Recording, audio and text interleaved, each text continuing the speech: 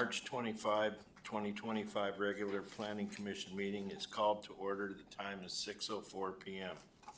Before we begin, commissioners, please put away cell phones. If you have personal business during the meeting, please move for a recess. If you are participating telephonically, please mute your phone unless you are speaking. Also, when speaking, please state your name for those streaming the meeting. As a reminder to attendees, this meeting is being streamed live.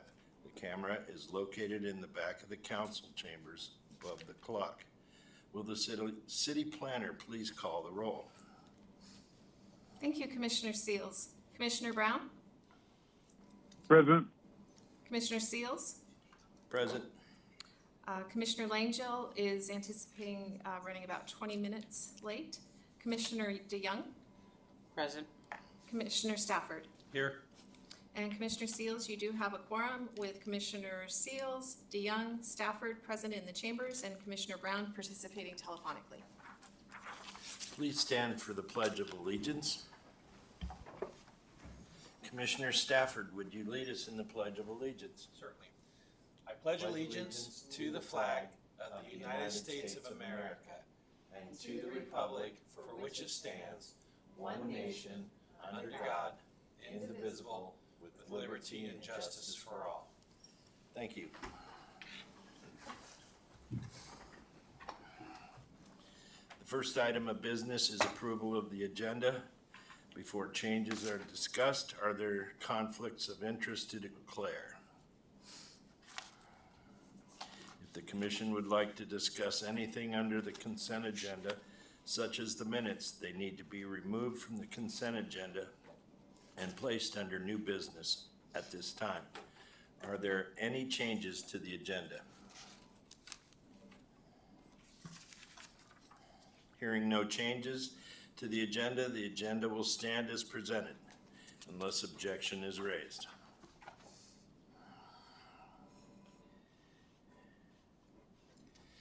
Next on the agenda are reports. Our city deputy administrator will not be joining us tonight, so we move to the city planner. Do we have a report from City Planner Wellman? No report this evening, thank you. Do we have a report from our city attorney? No report this evening, thank you. The next item on the agenda is public participation.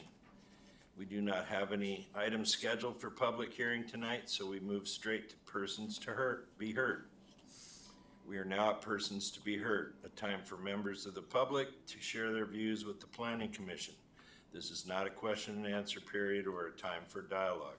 Speakers may be referred to administration, or issues raised may be taken under advisement by the commission or administration. With no one wishing to speak, the next item of business is the consent agenda. Would the city planner please read the items for approval under the consent agenda into the record? Thank you, Commissioner Seals. Tonight, under the consent agenda, we have minutes from preceding meetings, and that is the regular meeting minutes from March 11th of 2025. Is there a motion to approve the consent agenda as read? I wasn't absent. Oh, I was just late. We need to change that. All right. So it's been noted by Commissioner DeYoung that there is a change to the agenda, that we need to update that to reflect that she was not absent, and I put that she was absent at the last meeting. Apologize for that. Sorry, my mouth was full. do we need to do anything about that, to amend it? We can make a motion to amend. You need to? Do I have a motion to amend the consent agenda as read? Commissioner DeYoung makes that motion. Do I have a second? Commissioner Stafford, second. Is there any discussion? Hearing none, the motion is approved.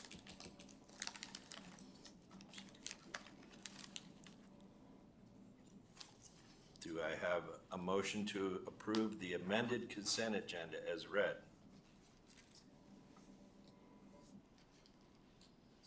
Commissioner DeYoung makes a motion to approve. Do I have a second? Commissioner Stafford, second. Any discussion? Hearing none, the motion is approved. We are now at new business. Will the planner please read the agenda item under new business into the record? Thank you, Commissioner Seals. Under new business tonight, we have the Planning Commission training presented by the city clerk, or excuse me, city attorney and city clerk, and that will be committee of the whole. Do I have a motion to enter into the committee of the whole for the Planning Commission training? Commissioner Stafford, we move into the committee of the whole for the training. Do I have a second? Commissioner DeYoung seconds. Is there any discussion? If there are no objections, the motion passes unanimously. We are now in the committee of the whole. The time is 6:10 p.m. Would the city attorney and the city clerk like to begin their training?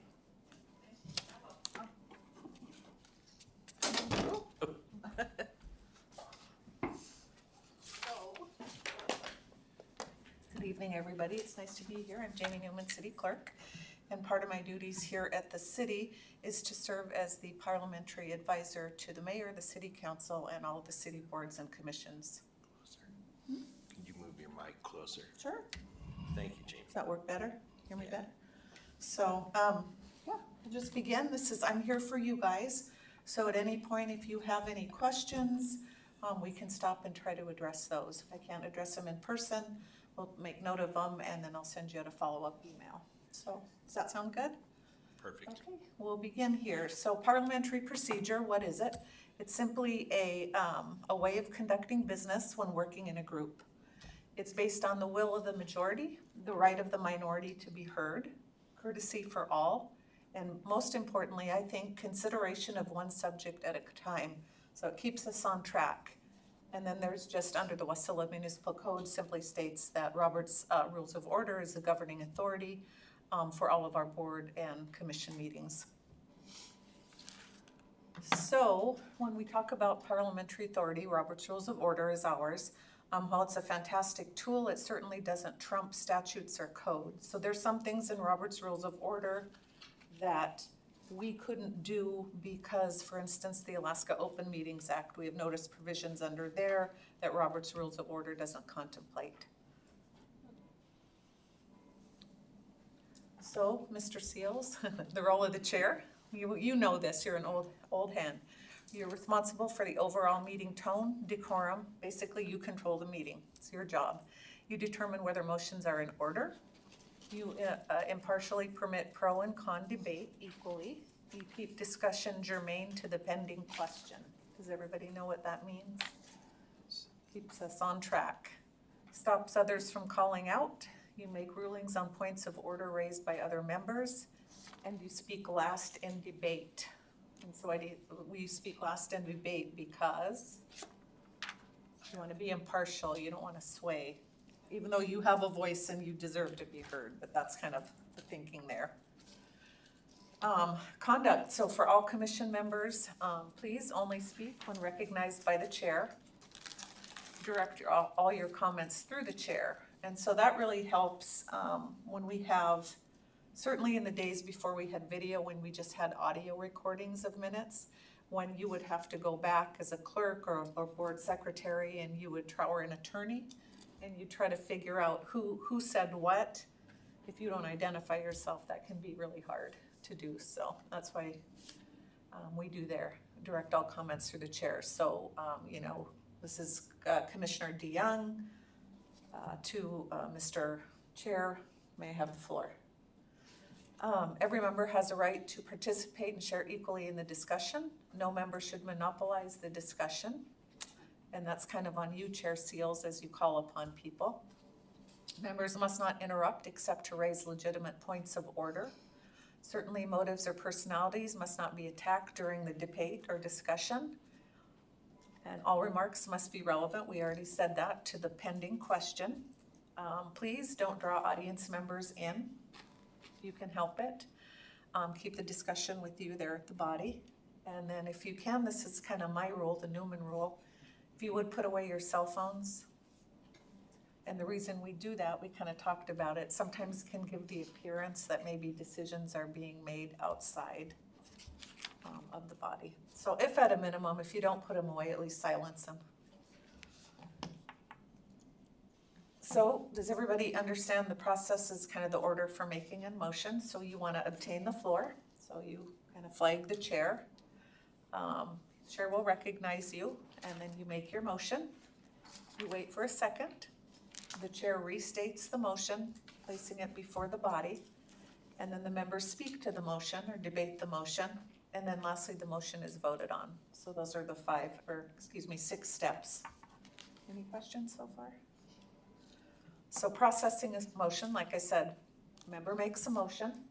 Recommended you only make motions you agree with. So motions are made in the affirmative. So you wouldn't say, I move to not support something. You'd say, I move to support. This is a best practice, but I don't necessarily think you have to put your main motion in writing. But I know as a clerk, I really appreciate amendments in writing. And so a lot of times I'm not afraid, I will ask, may we have an at ease while we put that in writing? So we really all understand where we're at. Another member seconds a motion. So when you're the seconder, it doesn't necessarily mean that you agree with it, but what it means is that it's worth discussing. You think it's valid and you want to at least talk about it. So if nobody seconds the motion, it ends, dies for a lack of a motion. And generally under Robert's motions that don't get a second, that die for a second, are not included in the meeting minutes. There are times I use a judgment call, so depending on what I think really truly my judgment, what I want the record to reflect, I will sometimes put in a motion and say died for a lack of a second. Not often, but there have been in my career occasions I have done that. Chair Seals then restates the motion, formally placing it before the commission for consideration. And I apologize, I'm battling a cold. I'm gonna grab my water.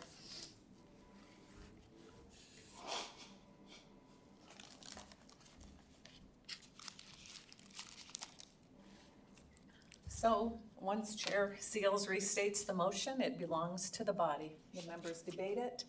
After the debate, the motion is restated and the chair asks for a vote, and the vote is announced. I'm not sure at the Planning Commission. Does Cindy, your commission secretary, usually announce the votes? Or do you, Chair?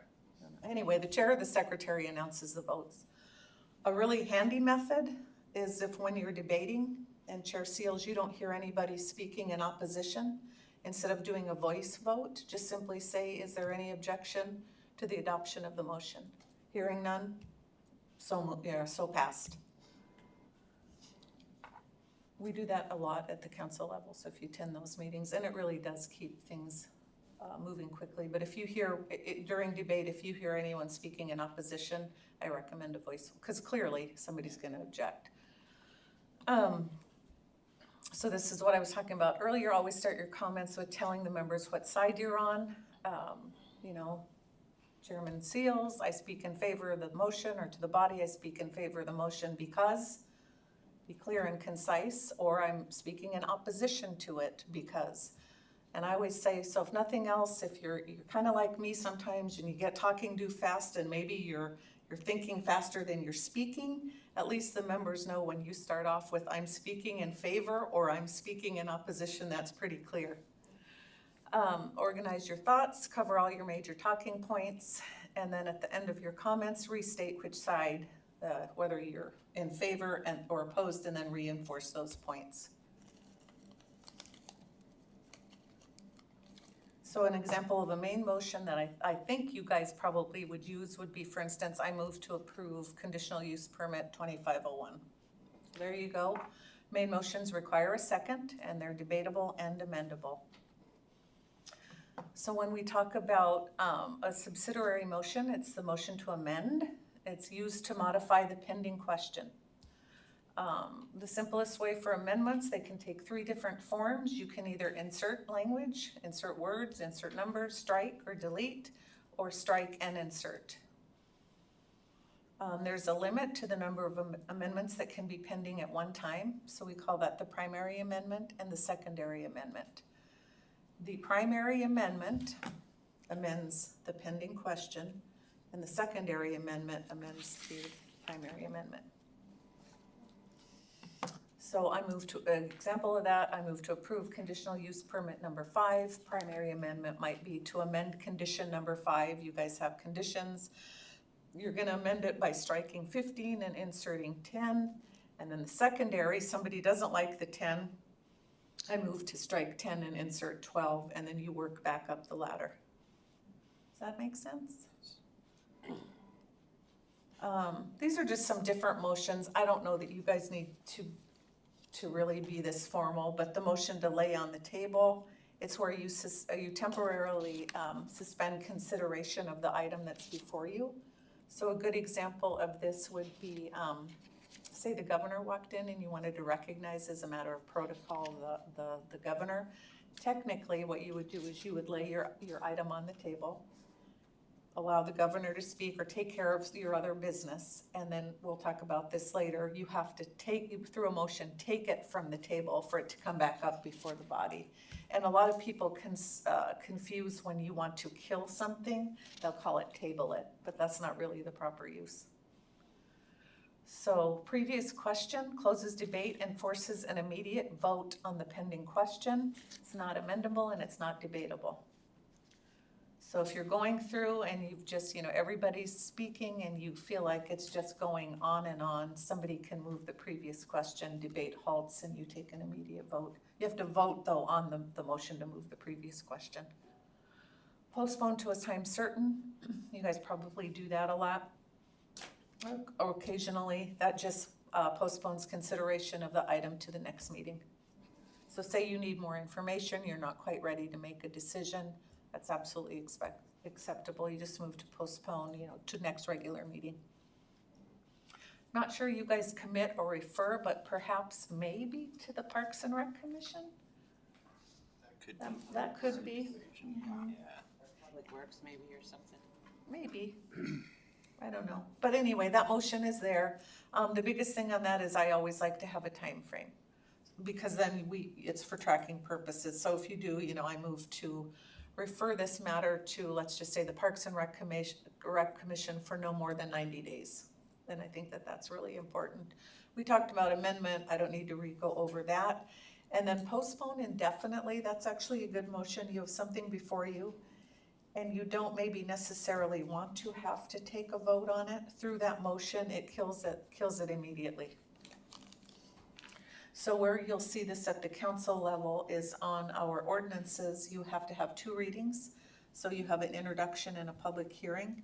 Normally they're seamless. You just introduce, you don't talk about it at that point. It's just the introduction. You're setting the public hearing date. But if the measure before the body is just so much so that nobody supports it, it can move to postpone indefinitely, and it just kills it at introduction. So I'm happy to, I'll wait. Should I wait a minute? Take a minute. Take an at ease. We'll talk about that in a minute. That would require a gavel strike, wouldn't it? I didn't think so.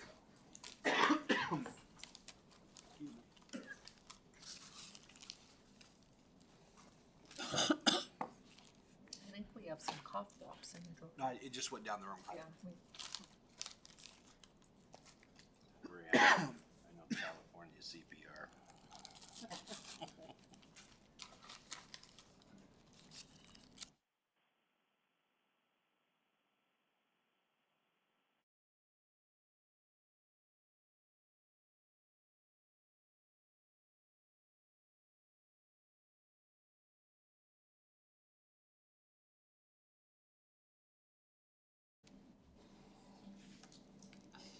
Great, thank you. Welcome, Commissioner Langil. And I just wanted, this is Planner Wellman, just wanted to welcome Commissioner Langil at 6:25 p.m. Okay. All right, so do you want me to move, I'm not that far in. Do you want to recap or you feel good? Okay.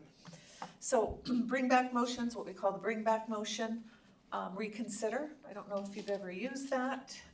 It's where you've taken a vote on a matter, but you've just, maybe there's some new information or something just hits you and you're like, gosh, I really want to reconsider that. You have to have voted on the prevailing side in order for your motion to be recognized, and it can only be made during the meeting in which the original vote was taken. So if it prevailing side means if it passed, you have to have voted in favor. If it failed, you have to have voted opposed.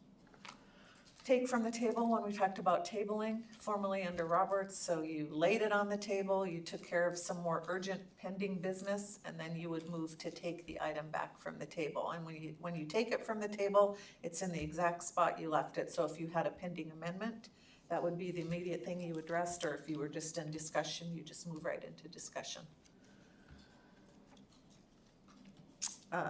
Privilege motions, they relate to the commission rather than the pending business or the pending motion. So recess, that takes a short break. I don't know, even at a council level, we're not as formal to move that motion. We usually just, somebody asks for it and chair says, is there any objection?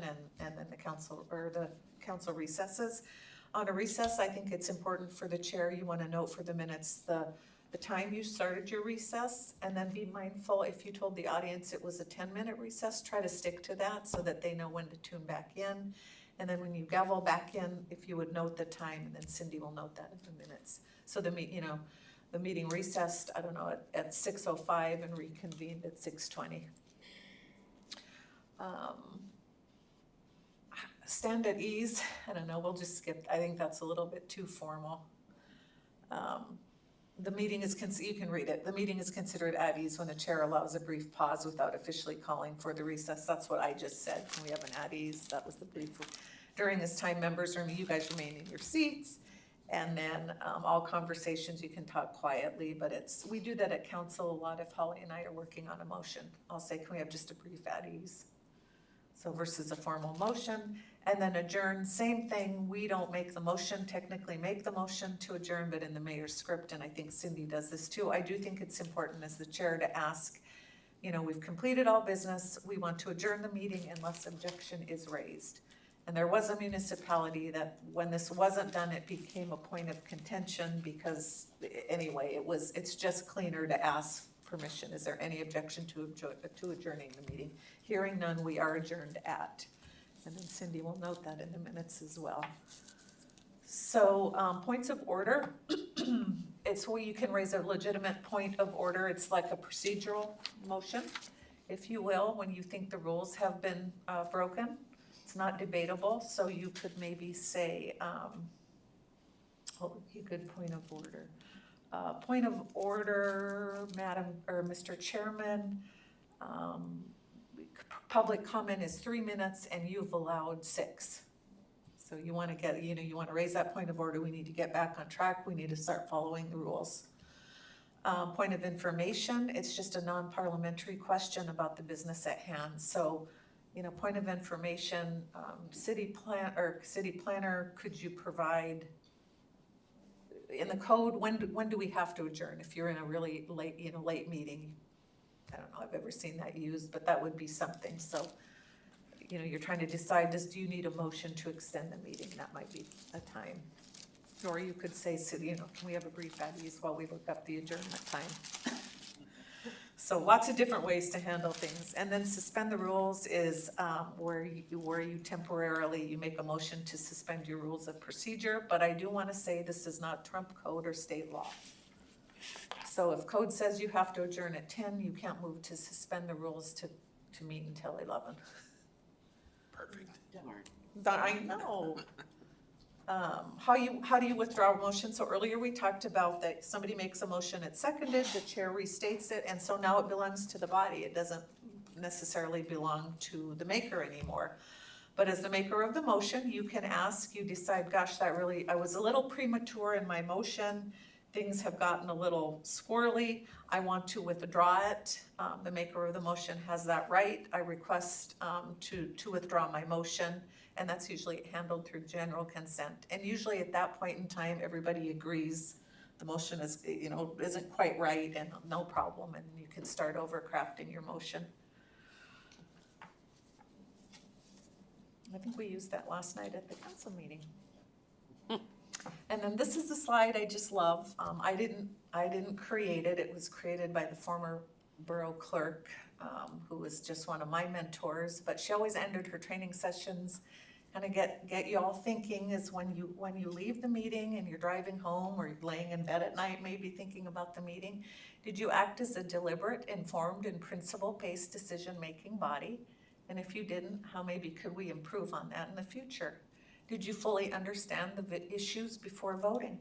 I think that's super important. And don't be afraid to ask for more information. Don't be afraid to postpone if something's not clear. Don't be afraid to be that one person. You know, it's always kind of intimidating sometimes to be, or at least for me, to be that one person that doesn't understand something. Don't be afraid to ask.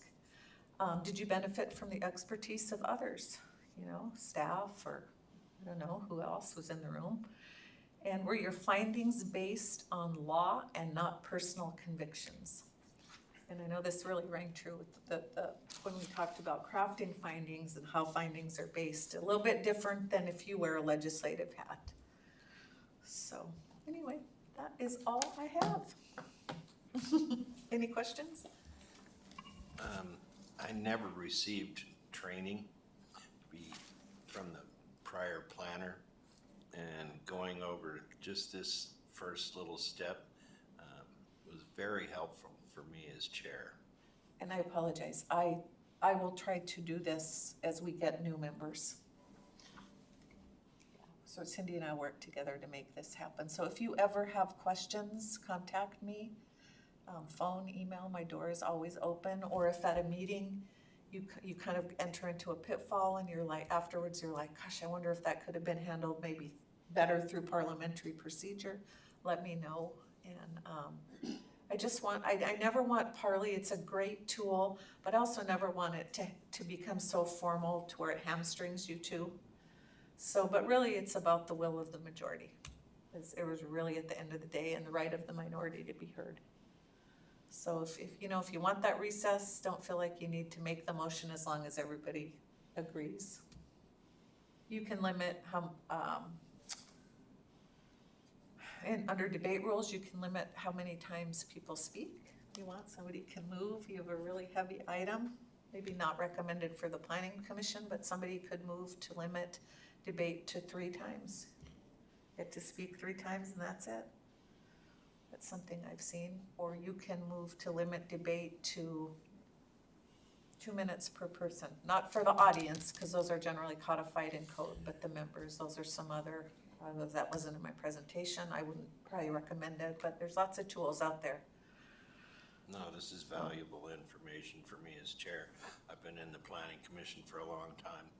I'm kind of versed with Robert's Rules of Order, but I'm definitely going to study this part, and I think it'll make our commission meetings a lot better. Yeah, and then the other part too, I always stress is that the primary, that can get confusing, but it really does help you, keep you on track. The motion, the primary amendment, and the secondary, and then to work back up, and then you can continue to amend, but you don't want any more than the 2 pending amendments, because it can get very confusing even for your staff. So any questions? Yeah. Through the chair. Are we informal, just bouncing questions? Yeah, we're informal tonight. Okay. One of the questions we've had, or I've had, is how does a commissioner put things on the agenda? That has been very unclear, or maybe it's clear to everybody but me. Or is that an attorney question? Not really a Parley question. I think we talked about this before. I'm gonna. And just how to put items on the agenda, is that the question? Yes. Well, I mean, I think it's different for the city council.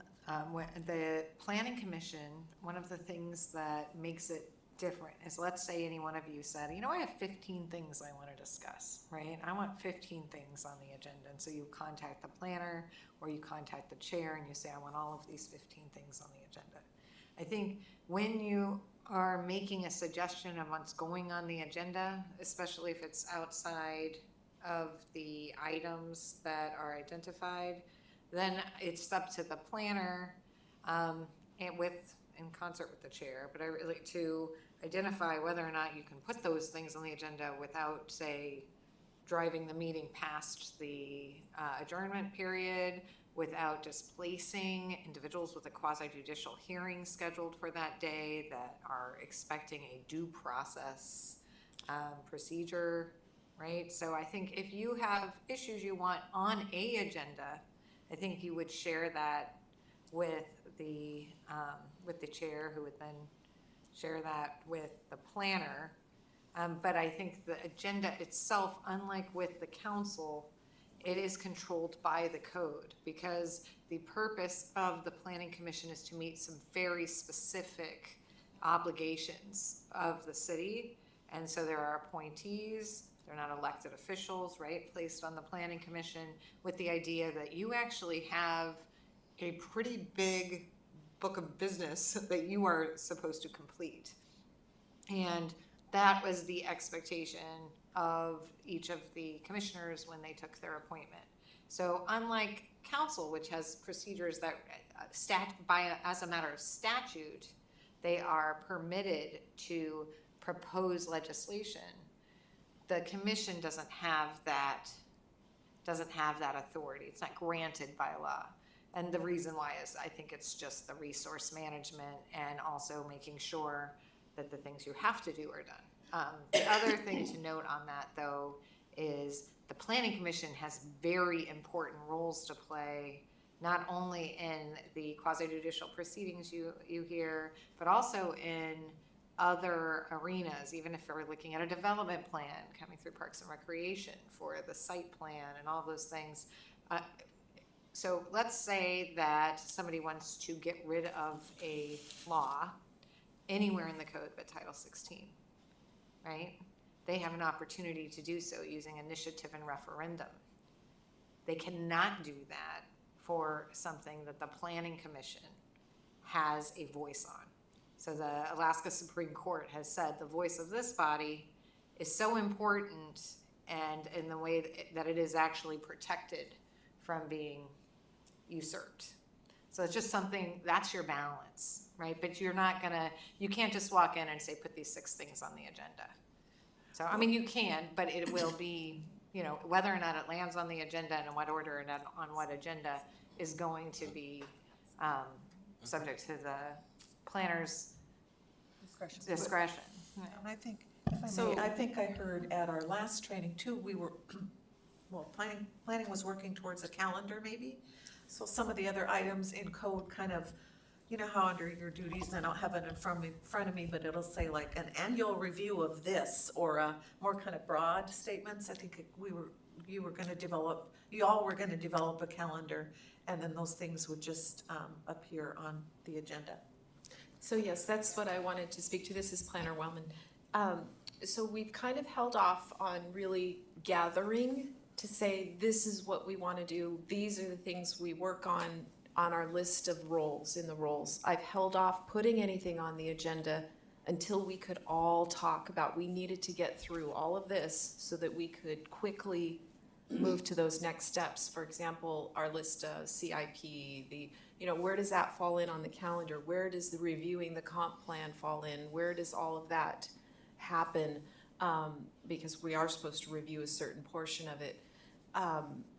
But now that we're here, I feel it's important, after we make it through tonight, to determine what that yearly calendar is going to look like, and put it on a very quick upcoming agenda so that we can have that as an agenda item to discuss each of those But I things. guess maybe I'm not phrasing it correctly. I know you brought up the CIP. I asked the Public Works Director, or a couple of us made the comment, we would like to see more details, not just a list of 12 items. The response was, we'll get that to you. Another one, just different things, and going back over the minutes, I think during comments, numerous of us have said it would be nice to get that information, gee, we need this, and nothing is ever forthcoming. So how do we formalize that, even for information? Well, I mean, one thing I would say is I've noticed that the planner provides a lot of information in your packet, so I think we should be careful saying nothing is forthcoming, because I do see that your planning department is providing information. Because it's crucial that you're getting information, right? Because you're making a quasi-judicial decision on cases that have come before you, hearings that have come before you, and to suggest you're not getting the information, it would suggest you're not getting the record. Those records are created. And those records, and what's interesting is those records don't trigger an opportunity for commission members to say, I'd like additional information on this property, or I would like additional information regarding this, because, and I think we talked about this, we'll talk about it more, because those documents are part of a proceeding where it's no longer the commission to think and process and analyze as individual members. Everything is done either as a body, or at least all the evidence is presented from the individual. So if I'm an applicant and I fill out my application and there's a bunch of documents in the application, right? And then I file that, and then the planner digests that and maybe makes recommendations to the commission saying, I recommend you approve this for these reasons, and walks through all the criteria. And then my neighbor is like, this is the worst idea, bad idea. And you know why? Here are some pictures. Look how awful this looks. This is gonna mess up our neighborhood completely. Those pictures, the recommendations, that application, they go into the agenda, they're attached to the agenda for that evening, and that is a record. So if you call and say, well, I want this additional information, you as a decision maker are asking to expand the record. But the burden to bring the evidence is on the applicant, right? On who? The applicant. So if it's the developer or whoever files whoever wants that permit, it's their job to tell you what the evidence is. So, and it's your job to protect everybody else from their failure to meet their burden. So that's sort of how you think about it. You know, you want to help them, you want to understand them. You definitely want to do that, but you have to do that within the confines of the application they gave you. So when they give you that application, you're like, okay, here's the application, and then the notice goes out, and people who are interested parties say, that's ridiculous, here's all the other evidence, right? And they present that, and so then the planner's gonna pull all that together. Your job at that point is to sit in judgment. It is not to change the answer or to get information you need to get more understanding. They have an obligation to you. There's one chance that the commission has to really get more information, right? Okay. And that is questions and answers. And that might even be, you might get to a place where you're like, I don't think we can make a decision without, this does not happen very often, but you can't, without that map, or you didn't provide this. And so then the question becomes, and with legal counsel, because this is really, I'm getting into the weeds, but the question becomes, they had a burden to prove, right? Right now, under your code, a preponderance of the evidence, which is a really high standard. So that is not the case under the rewrite. Under the rewrite, you're looking at whether the criteria are met, and you're really looking at a substantial, whether or not you have substantial evidence. But, or do we have a basis to ask for something or postpone the hearing? And so that will rarely happen, because when you say we're gonna make a decision that's outside them meeting their burden, all those other interested parties, every potential interested party who didn't show up, and the public at large is arguably disadvantaged, right? So you're making a decision off the record. So you could even have somebody in theory out there in the public who would be an interested party, but didn't bring their argument because you had the record that you had.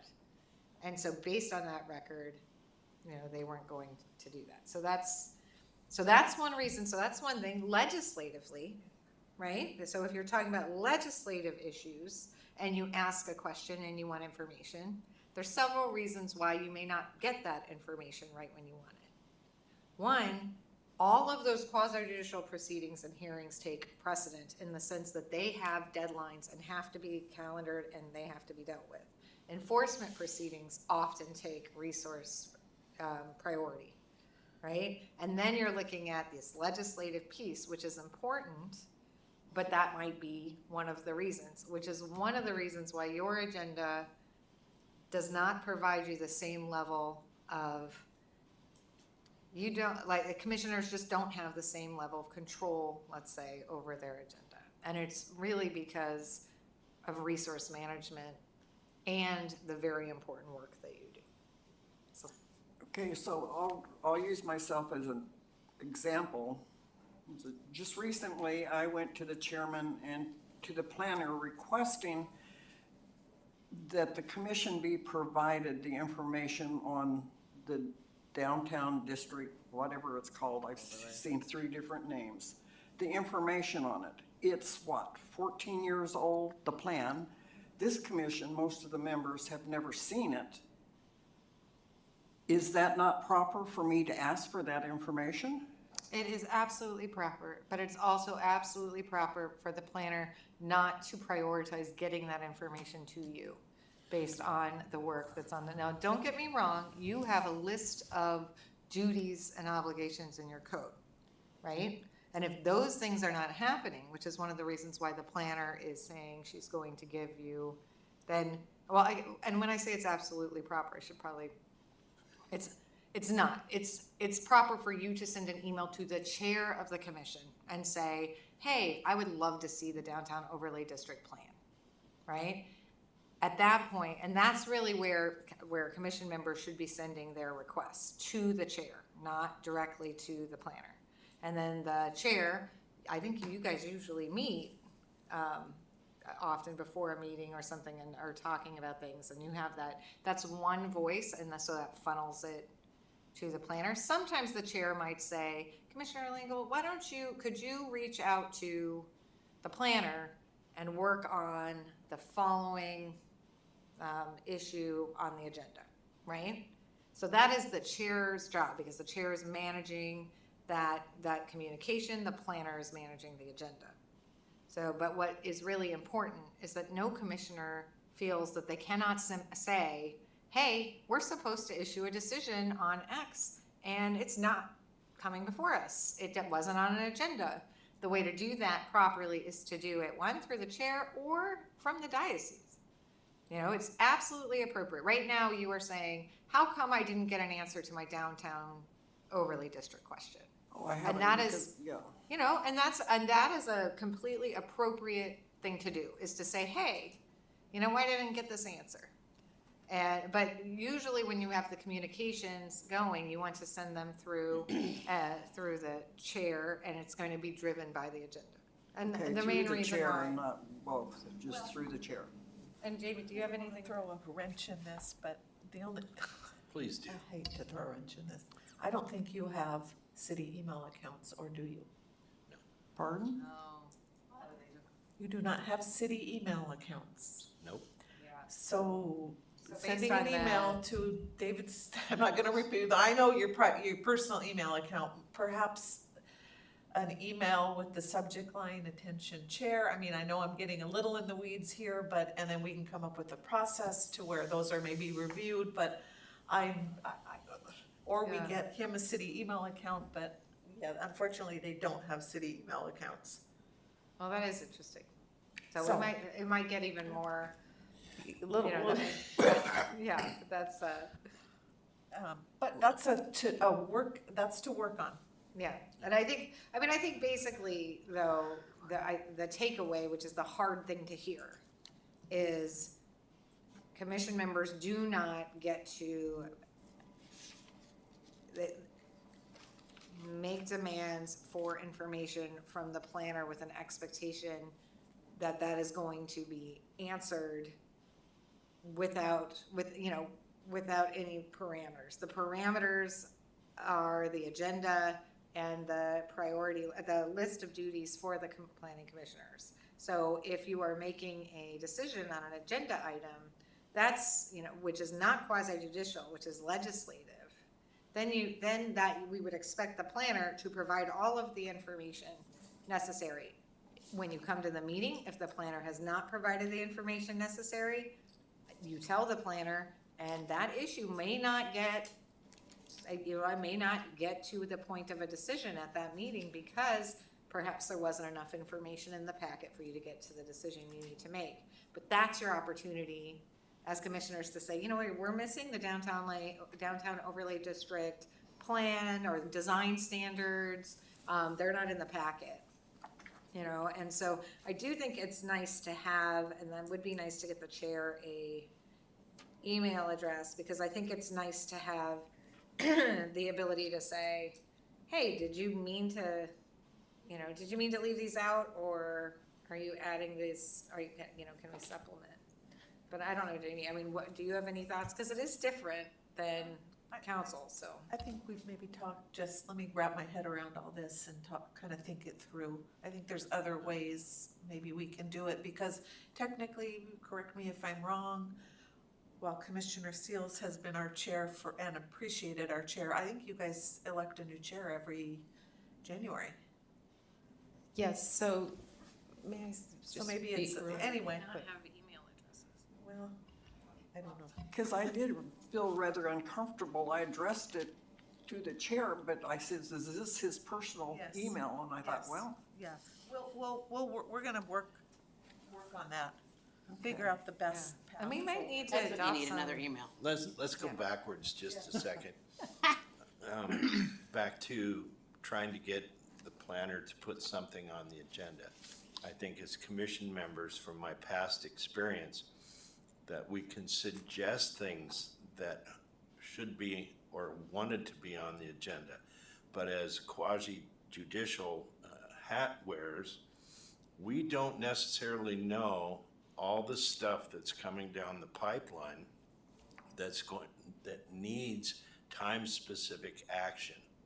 So we may have a meeting where we have little or nothing on our plate, but the planner knows what's coming up. So if we set a schedule to go over the things that are in our code that we need to review, the planner can adjust the schedule so that those items can be addressed. But Agreed. I think a suggestion to put something on the agenda.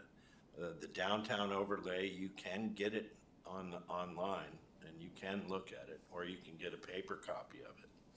So that information is available without going through the planner. But I think if any of us want something on the agenda, it should be a suggestion, no. I don't agree with that. because we have, like I said, our judicial hat, and we don't know what's coming, and we have to look at what's coming impartially. So I have no problem suggesting things on the agenda, but as far as we need to have this on the agenda, I can't see that working in the situation of the planning commission. Is that? Agreed. And I think what the other thing to note is that, so the city clerk's office has multiple individuals that do a lot of things with records and elections and things of that nature, but also really have a dedicated component of the entire clerk's office that is there to react to the elected city council members' desire to draft and sponsor legislation. Nothing like that has been anticipated for the planning commission because the planning commission's duties and obligations are defined. They don't involve all legislation. So for that reason, I would say it's absolutely appropriate for commission members to express their needs, their desires, their concerns, and their frustrations when you're at the diocese during the proper time, during commissioner comments, when it's an agenda item, when you don't have the information you need.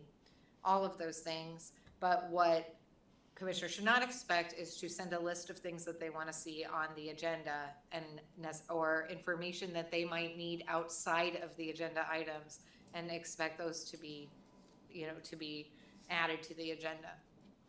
or received. And so that's, I mean, you know, a lot of times they will be, and I think they are very frequently, but I'm hoping we can put this issue off. And one of the reasons why is, while it's very important to get commissioners' information, it's very important that you lawfully deal with the information you get. And so that's really the point of today's training, is to really focus in on, one, how you make a decision, and two, how do you process information and make decisions about people's property interests, right? Because this is the bread and butter of the commission. There's so much with the comprehensive plan and Title 16 reviews. Those are all very important. But I think if you were to poll the community, anybody who is a property owner, a renter, or someone with interest, what they see the commission as is the judge and jury regarding what they can do with their property and how that looks. And that role is extremely important because they have constitutional rights associated with those property interests, and a lot of, you know, it's meaningful to them. And again, the rest is very meaningful to the community as a whole, but we're talking about what's meaningful to each John Doe and Jane Smith. So if we can, I'd like to delve into that when we're ready. So what I have really put on hold completely is the roles and the responsibilities of the commission members. And that, I feel, is where the biggest point of question has come from, is what is my role regarding the CIP plan? What is my role regarding the transportation plans? What is my role? Each of those list of items that came out when the change was made recently. And so when the requests have come in to put this on the agenda, when we were going to discuss those items, rather than put, for example, the downtown overlay on the agenda to discuss it, because that's what the request was to have the conversation about the downtown overlay, I needed to find out, not that I need everybody to find out, what is your role in that review process, or what is your, you know, at any time, of course, you can bring up different things, I mean, as you've been saying, but how does it work? And it was an excellent point when Commissioner Langil brought up and said, where's the rest of this? Why are these just names? What am I doing here? This doesn't make any sense. I want to know too. What is the role? How do we fit in with everything? And how do we make decisions? And going back to the calendar portion of this, where does that fit on the timeline with regards to, at this point, we have to have this done so that it can be prepared, and as it goes through the budget cycle and everything like that. That's the first part of it. And yes, the second part of it, I was holding off, we are supposed to have the election of the chair and the vice chair, and that, yes, thank you. I think, yeah, there's work to be done, for sure. Yeah, I mean, I think we want it. That's why we're here. yeah, and moving through those rules will be a really appropriate place to discuss those, is when we pull up that calendar and we walk through the itemized areas of authority, legislative authority, with the commission, and kind of decide how those pieces go together. We look at Title 16, which at that point we'll have an introduction. We'll then know the Planning Commission's sort of role and date. There we can have a discussion regarding, hey, they punted on the downtown overlay district and they punted on the telecommunications towers provision, right? So both of those may be appropriate resolutions for the commission to consider, and consider either a recommendation for repeal, right, or a recommendation for revision that's outside the Title 16 process. But I think that's the perfect example of those are important issues that the commission is going to need to tackle. But right now they have training, and then they have Title 16, which is triggered by introduction in council at the end of April. I have a feeling you have a lot of work coming, and this is not even including the work that is involving those other legislative areas of authority for the commission. So this is not meant to be, there's no gag order here or attempt to stop. I just want to be honest, you know, because I feel like I want to be honest and direct about the role of the commission in setting the agenda. Because I think there is a ton of work and a really important role for the commissioners to play. But if the expectation is that planning is going to allow commission members to dictate the agenda, I think that it's just not gonna, the city just couldn't function like that. There's just too much coming before you, and you, by the way, are about to get a bunch more because our default was conditional use permit in new Title 16, right? So that basically was the planning commission bell has been rung. Like, it is all coming to you, and which is gonna make it even more important that our agenda expectations are dialed in, so. But I would appreciate, and I recognize his comment, that to me, a commissioner doesn't make a suggestion. They can ask a question. I just have a feeling that the city right now thinks of the commission as just a body that's there. We do it, the heads of department does it, you don't worry about it. We'll give you something, you pass it. Well, the best place to change that impression, if that truly was an impression, and I'm, you know, this is, I don't know what they, I have never been given that feeling from others, but if that is the feeling you have, they will hear your voice as you speak it on the decisions you make, because you are about to make a lot of them, you know? And I think- appreciate that, but then again, you know, I'm a black and white thinker. And I'm sure everybody recognizes that now. I look at state statute, I look at code, and I say, okay, these are supposedly the responsibilities of this commission. Yes. I feel like our hands are being tied and we're being told, oh, you don't worry about that. So there is, and I agree, we do need to have roles and responsibilities identified so that not only the commission understands, but the staff understands. Absolutely. I think the best place is to discuss that with the calendar. So then, Yes. not only do you have understanding across the board, you have accountability to maintain your role, right? Not you have that accountability, but also the city is accountable to you to respect your position in that process. And so that's why we built it in that way. So I think and I know this doesn't, I ask for your patience only in that one of the things that we have been working on is the commission was not operating as deliberately as it could.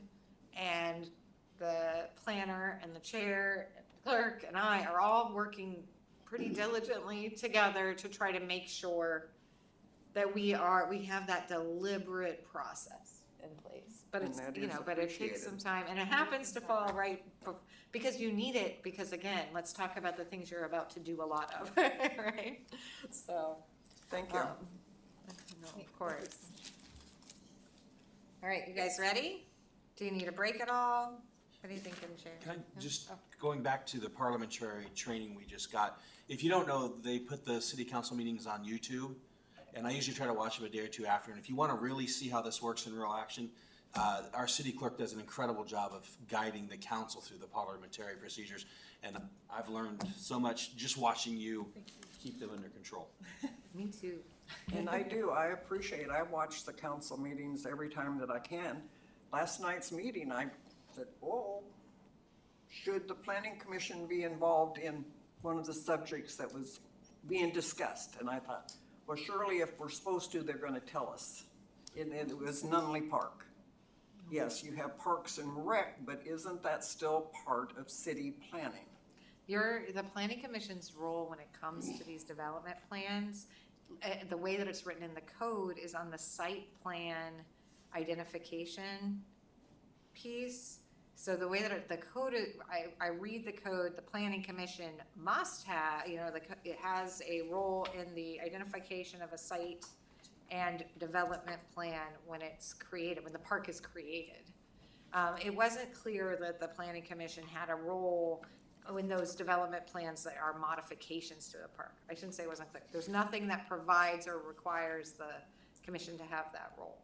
That said, I think this is the perfect example, how you have something sort of outside that list, where at the meeting, And I would say do it now, but this is training and it's a committee of the whole. So when your comments tonight, I think, and again, your comments are your own, you don't have to do this, but I think that's a great place to say, I am curious regarding the planning commission's role in development plans or development of modifications of parks. And if that's a role we have, and if that's a role we should be asking for, because that's the other question. Can the planning commission ask for more responsibility? What does that look like? And again, as individual commission members, you don't necessarily get to guarantee that conversation hits the agenda. But you can guarantee it hits the meeting by having it in your comments. And if one or two other commissioners says, I think that's a worthwhile discussion, then maybe they put it in their comments, either that night or the next night. And then it rises to the level of being an issue that, we discuss. And so that's, these are these nuanced peripheral areas that may be very important and powerful, but are outside the scope of these duties. I think that's how we deal with that, and we can, and maybe the commission, when they're setting their calendar, we can think of, if there's another avenue there, we could build it, Thank you. And through the chair, to ensure that the planning department is represented as well for the times in which, like if you were to notice something and it truly was a role of the commission, we would want to make sure that, that was taken care of. No, and it actually, I think taking some time in the planner and I kind of going through some of these procedures that are outside, it's helpful because it's certainly what the planning commission is being asked to do is pretty comprehensive. There's a lot of things out there, and there may be a lot of things you haven't been doing. And so just being able to know, and I'm not saying there is, but there may be, and so making sure we know what that looks like. And to the extent the commission feels sidelined by council, that is a message that it's important that is getting out there and delivered back to council. And we often have a council member in attendance, and so that's, I think, useful to be sharing that information. Okay, so are you guys ready? Ready or not? On Parks and Rec, unlike Nunley Park, I know the planning commission was involved when it was proposed and the location. Oh, that's But I think there's a point where Parks and Rec does take over from the planning commission because the planning commission made sure the land was used properly. All the nearby people were affected and the planning commission brought it forth as a park. But from that point on, I think we don't have a very powerful role in the park because that moves to the Parks and Rec Commission at that point. agreed. It'd be a It's- referral yes. type thing. And this is specific only to parks, but yes, I read it the same way, that there's a really active role for the commission up front when you're picking a park location and approving a development plan. That then, the commission makes its determination and passes those recommendations go to Parks and Rec. Parks and Rec takes those recommendations and is obligated to bring a product to council for approval. And that is the process. And so, and I think you're complying with that process, but this was a unique situation in which it wasn't the development of a park, but that was the modification of the park. Because the park's still there. Yes. It didn't go exactly. anywhere. They just cut down all my trees. So No. I really am hoping. Well, the footprint's there. Yeah. And that's where I said, okay, we're down to bare bones. Are we starting over with that park? Still the park. I look at it Yeah. in terms of the land, the Yeah. footprint, the land, but. I Yeah, mean, and that's how- Identifying right. the land. And that's You identify basically, the The land. location. The location. Is it harmonious, is it, Yeah, the location, and it sounds like the Parks and Rec took over at that point. Well, that's, and we do have playground equipment, and we have landscaping boxes for flowers. I mean, I think what we don't want to do is get into a place where we're trying to determine where, if we modified it enough to get back to the start, right? Because that's going to be a sliding slope, Whether you completely take everything out and you start with a field, that's still a park. And a lot of amazing things happen on fields, you know, so, and I'm not saying that's, you know, where we are, but I think, yes, the process was followed, a modification has occurred. The code does deal with modifications and the roles of, the role of Parks and Rec and a modification through a development plan. So it is not silent on it, and we know that step starts with Parks and Rec and goes to council. And what council did last night, that resolution that council adopted, in my opinion, and we did change the language and amend it to say development plan. The purpose of that was to reiterate council's expectation and the obligation under the resolution and the code to develop a development plan, you know, and make sure Parks and Rec was involved in that plan and council approved. It went further and required an independent contractor be involved. And so it had a couple, you know, it had a couple steps similar to that went a little further given the nature of the modifications that occurred. But as long as the square footage and the plot didn't change, I think all that is not in our purview because we have other more important things to deal with. This is my, I think you're right. And I think the one thing I would say, the one caveat would be someday Parks and Rec's gonna show up there and be like, hey, Planning Commission, we have questions, you know, and that might be because of an encroachment or an easement or some other alteration of the land that impacts the park. And I wouldn't wanna foreclose the ability of the commission to get involved at that point because you are the body with authority and understanding and knowledge. That's one of the things that's so unique to a planning commission.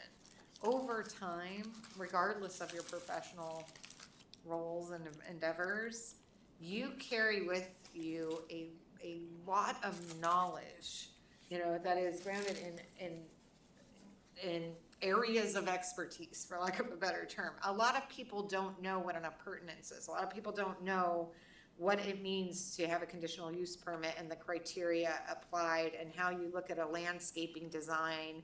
And pretty much every word associated with a tree that is in your landscaping plan was new to me before looking at a landscaping plan. And I don't know if that's true for the commission, but I'm guessing it's true for a lot of commissioners. And eventually you get to a place where you can have discussions regarding a bevy of words that other people, you know, they really have no concept of those words. You are becoming a professional commissioner. So, and that role is very important. Now I'm rambling. ready. You ready? Well, can I actually, It's about time. No? not to belabor the point, just a quick question, and if it's something that would go too deep, we can talk about it later. Would this be a fair statement that the role of the planning commission is to not necessarily to plan the city's growth like proactively, but more reactively verify those that are growing are doing it per city code, specifically Title 16? Would that be a little bit of a? That is a beautiful description.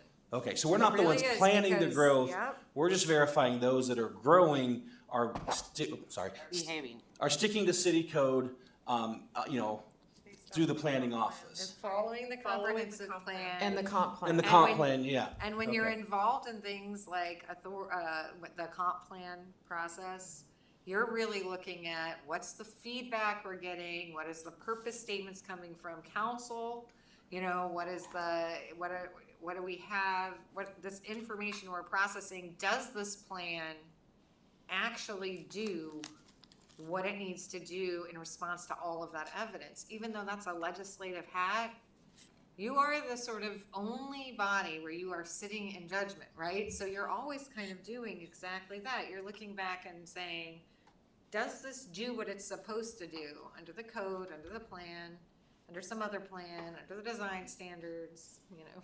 So that's a great way to describe it. Yeah.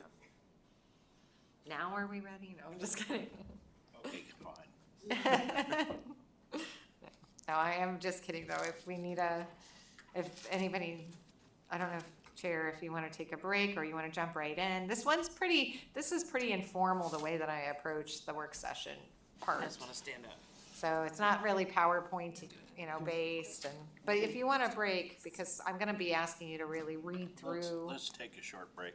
And you know what I would say? Could we take a short, Jamie, is this appropriate to say, can we take a short break? And if you haven't had a chance to revisit the worksheets, 1 and 2, read through them. They're each about a page.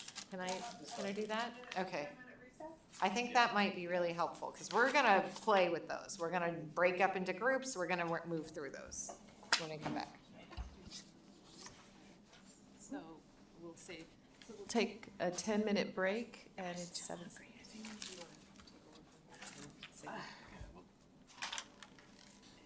Recess will begin at 7:15. We will reconvene at 7:25.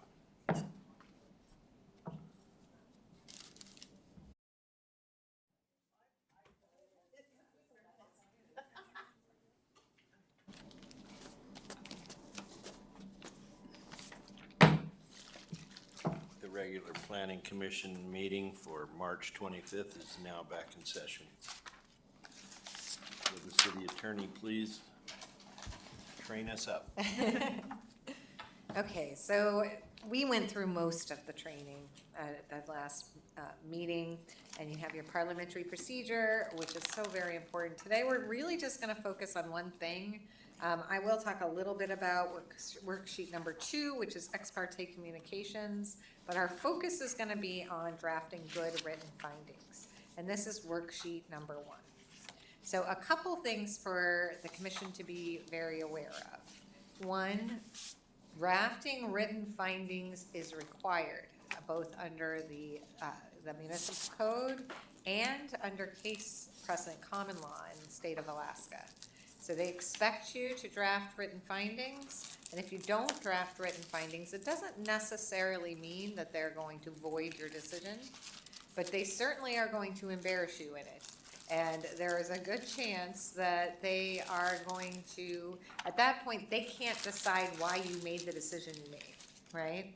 And so when on review, on appeal, when a appellate body, whether it be the hearing officer or the court, is looking at a decision issued by this body, they are looking at whether or not you had substantial evidence to make your determination. That's their standard. And so they're looking at, and so when they're looking at that, it is very hard for them to make a decision if you have said nothing. And one of the things you might say is, well, we always say something and it's very eloquent and it's many pages because the planner drafts a recommendation and she walks through the criteria for each of the permits.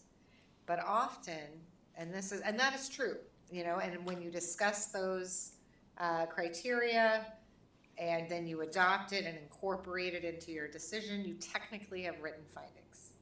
However, this is dangerous, and the reason why you want to make sure you're paying attention. Do I really believe and agree with what the recommendation is? Does the evidence really support and align with what the planner is saying for this criteria or that criteria? You want to ask yourself those questions, because what happens is you get that recommendation, it's laid out very nicely. You think in your mind, I agree with all of this, but you don't say anything. But then somebody comes in, another interested party, a neighbor. They present evidence that's different than what's in the criteria, and the planner didn't know that was going to be presented during testimony, right? Because we don't know what people are going to say. And then that information maybe isn't vetted because we have this beautiful document in front of us and it lays everything out so nicely. So we don't say anything, and often that is what, in my experience, triggers appeals. Because what you have is somebody who feels unheard. They saw the findings that you had in front of you in the packet. And then they come and they tell you all of these things that are really important to them that based on what they see, you didn't know. But the commission feels like we are kind of clunky, right? We are not one person. We are a body. How do we start deconstructing and rebuilding the evidence? That seems like a lot of work. I don't know that I want to put myself out there. I'm not really sure what to ask. And so we have silence, and then we have a decision, and you have a person who says, why did I just do that? They didn't hear a word I said. The decision was made before they ever walked into that room, right? They didn't even know I was there. I am taking this to the court, and this is the reason why, because we're talking about my property. You know, we're not talking about something that affects me one day. We're talking about something that affects me every single day. Something I care deeply about. It's my business, it's my property.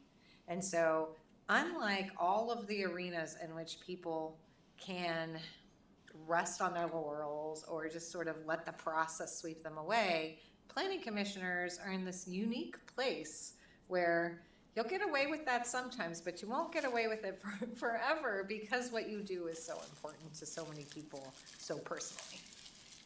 I don't know if that...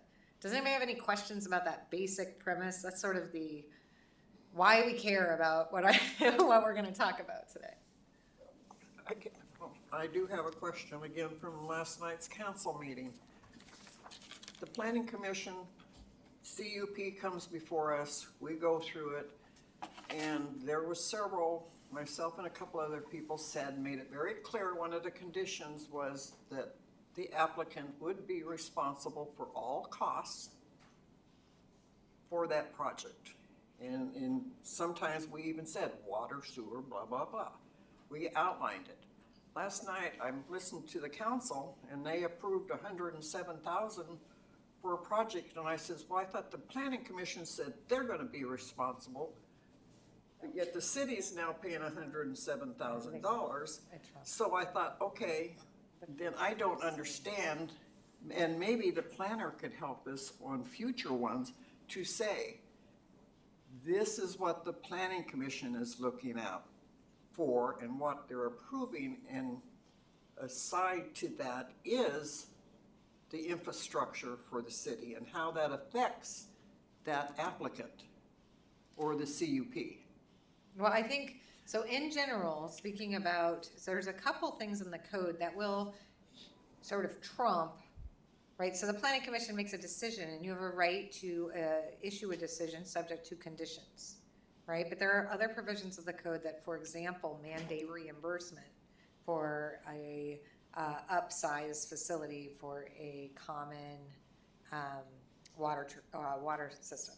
And so that code provision is going to, the commission doesn't have the ability to undo other code provisions. So we couldn't say, we'll approve this if you do X, Y, and Z, and the thing we're telling them to do is in violation of the code, right? Or if you give up this right and it's a right that's guaranteed under the code or some other law. So that's sort of where that came in. However, it's a good point in that if we have a decision or a parcel that the Planning Commission has issued a conditional use permit on, and there are conditions to that conditional use permit, we do want to make sure that our documents are reflecting all of that, just again, to avoid the appearance of impropriety or disjointed decision-making. We want them to understand. That's it. I don't hear anything there that suggests a contradiction. I'm just saying that's a best practices, so that's a good thing to note. Unfortunately, right now, and in defense of the administration on that front, Title 16 is not easy to navigate, and the amount of rabbit holes existing in Title 16 and the expectations under it are hard even for me to interpret and streamline and read them, and not miss some other process that may be pulled in one place or the other. So, but you're right. I think at the heart of your comment too is, are there other decisions made outside the Planning Commission hearing process that impact our decisions, and how do we make sure our decisions are that they're aware of them and that they honor them? And this is one of the things we've done a little bit in Title 16, but it's something for all of us to think about, because I'm not sure. I thought about it when drafting certain provisions of Title 16. I'm not sure I held the thread of thought throughout the whole thing, and that is, recording documents is a way the city makes their existence known, right? So, and the city of Wasilla was not really heavy on recording documents, you know, from my experience.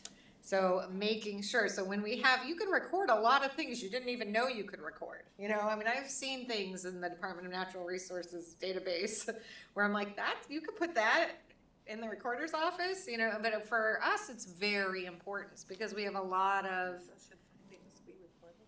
so no, I don't think so, because I think that would be, unusual, but maybe. So Jamie just asked, so should we record findings, like on a permit? The permits, maybe, you know, need to be recorded. This I was think. an, Commissioner Langil, I just want to thank you. You really got my wheels turning. I had no idea that, I would have never made that connection. So, thank you. And I do think that is, I mean, when Jamie asked that the findings should be recorded, what I would say is, again, I paid attention to it when we were talking about,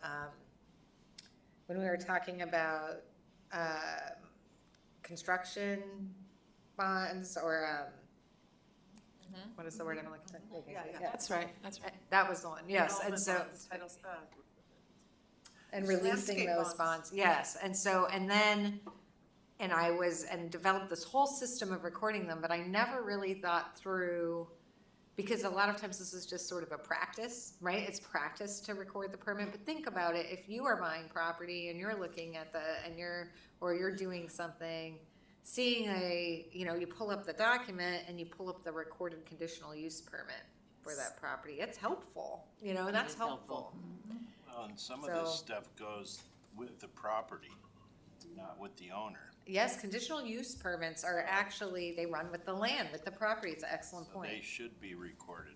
They So- should. And so I don't know what I'm gonna ask the planner, right now, am I opening Pandora's box, or No, right now, what do we do? Not at all. So here's the situation, when we had the changeover in staff, coincidentally, at the same time, the clerk's office had undertaken the beginning of a project that they're working on regarding records management. And so they got to see firsthand what was going on in our department. And City Clerk Newman had mentioned that, back in the day, that there was a lot of recording that used to happen here at the city. And we started that conversation. I think it's excellent that we're here right now discussing it again. We're at a perfect place to start entertaining these ideas, because it would be so nice for anybody to be able to go and see what are the documents associated with this property. You could just do a title search and there they are, and it'd be amazing. So I really, and I think going back where I said no to the finding, I'm not sure that it's just not something we've done, but I think that I've seen done very often. But I mean, if the covenants and restrictions on a property can be recorded, certainly our findings can. Sure. But I think maybe too, you would have to hold them until the appeal period had passed. But something so we'll look into this, and I may try to get a sentence into Title 16 that says something like, all permits shall be recorded. And we don't really put that on any particular person, and we can incorporate it into the permits, please record this permit, we can put it on the individuals. So it was. Which doesn't stop the city from doing it if for some reason it doesn't happen. Well, can I I'm not ask, leading us what- down. Would that have who been? who sees, once the commission signs off on a CUP, who sees it? So- Where does it go? Well, I mean, I generally, well, you know what, actually, So I It should can, be on I can the answer website. that The right council now. does get the log. Are you referring to the log? So there's the log, there's the minutes, so, They get the minutes in the packet. and then Darlene. it's supposed to be on the city website. We have made plans to start to get that back online right now, to upload those documents, and, in fact, we'd like to move, just like the clerk's office did a number of years ago, we're gonna move, our legislation over to where the meetings are held now, so it's a much more robust system in which you can search there. So it goes, that's where it will go, and then at some point they're archived. We do, they go into the record storage. in terms of city council, well, you see the packets, Darlene, Cindy does an excellent job, she's so timely with minutes, and they actually go in a council meeting packet, and I know they're read because I know there's been questions on them. So, but my question was, you really got me thinking about your finding and the AMs last night. Yes. Was that we're talking about writing good findings, was that really an appropriate finding? No, Did who pays for what have to No, do well, with land use? I think that, I don't know. yeah, when you say they pay for all costs, yeah, that's a good question. Can I But bring- that strikes me, so we have our criteria, and I think we'd have to run, General approval criteria? yes, Yes. and so we would run through our criteria, and it's saying something like there's no cost to the city, that, I mean, I think that is, again, we happen to have regular, code provision that expressly deals with the split of costs and the application of, for that process, and that's in Title 16, so I would say, I don't know that it's a bad finding, because what you're saying is, we're letting you do something out of the ordinary.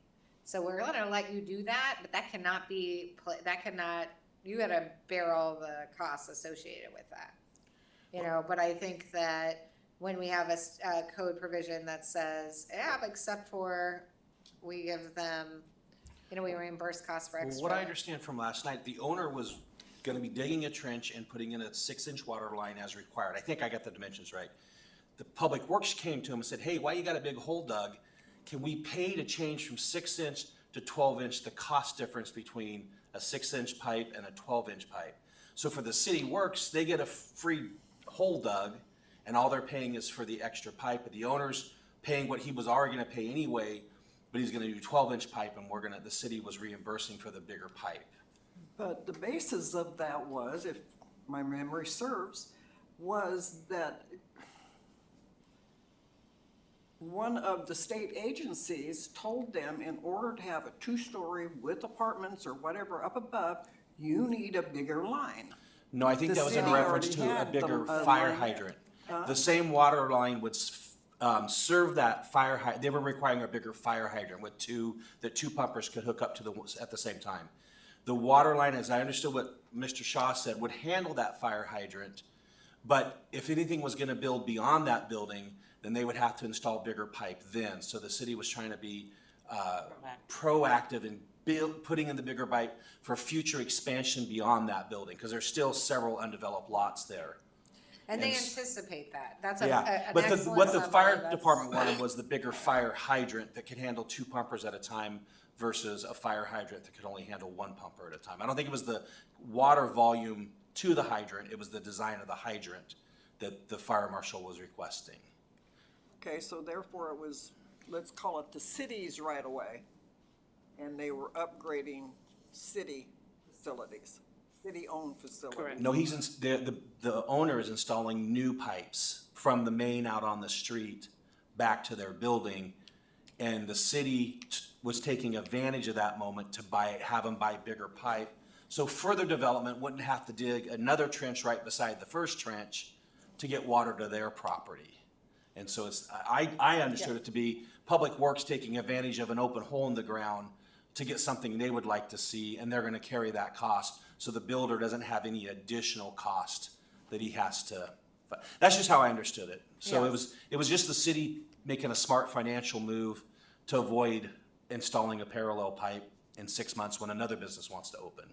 And one of the things, Holly, I noticed that you had mentioned, and I think specifically when we had a recent applicant, our finding of fact was more general in nature to allow for these type of things. Is that correct? It's you must connect. Well, I think a finding of fact that says you have to bear your own costs, and then you have a situation where there's an oversized facility, an agreement is entered into for an oversized facility, and a separate permitting process, honestly, a separate approval process is associated with this, and council approval, and all of that happens after the fact. I just see it as layers. Yes. And I don't see, when we look at that, if that's how it's worded, I don't see any problem with the finding.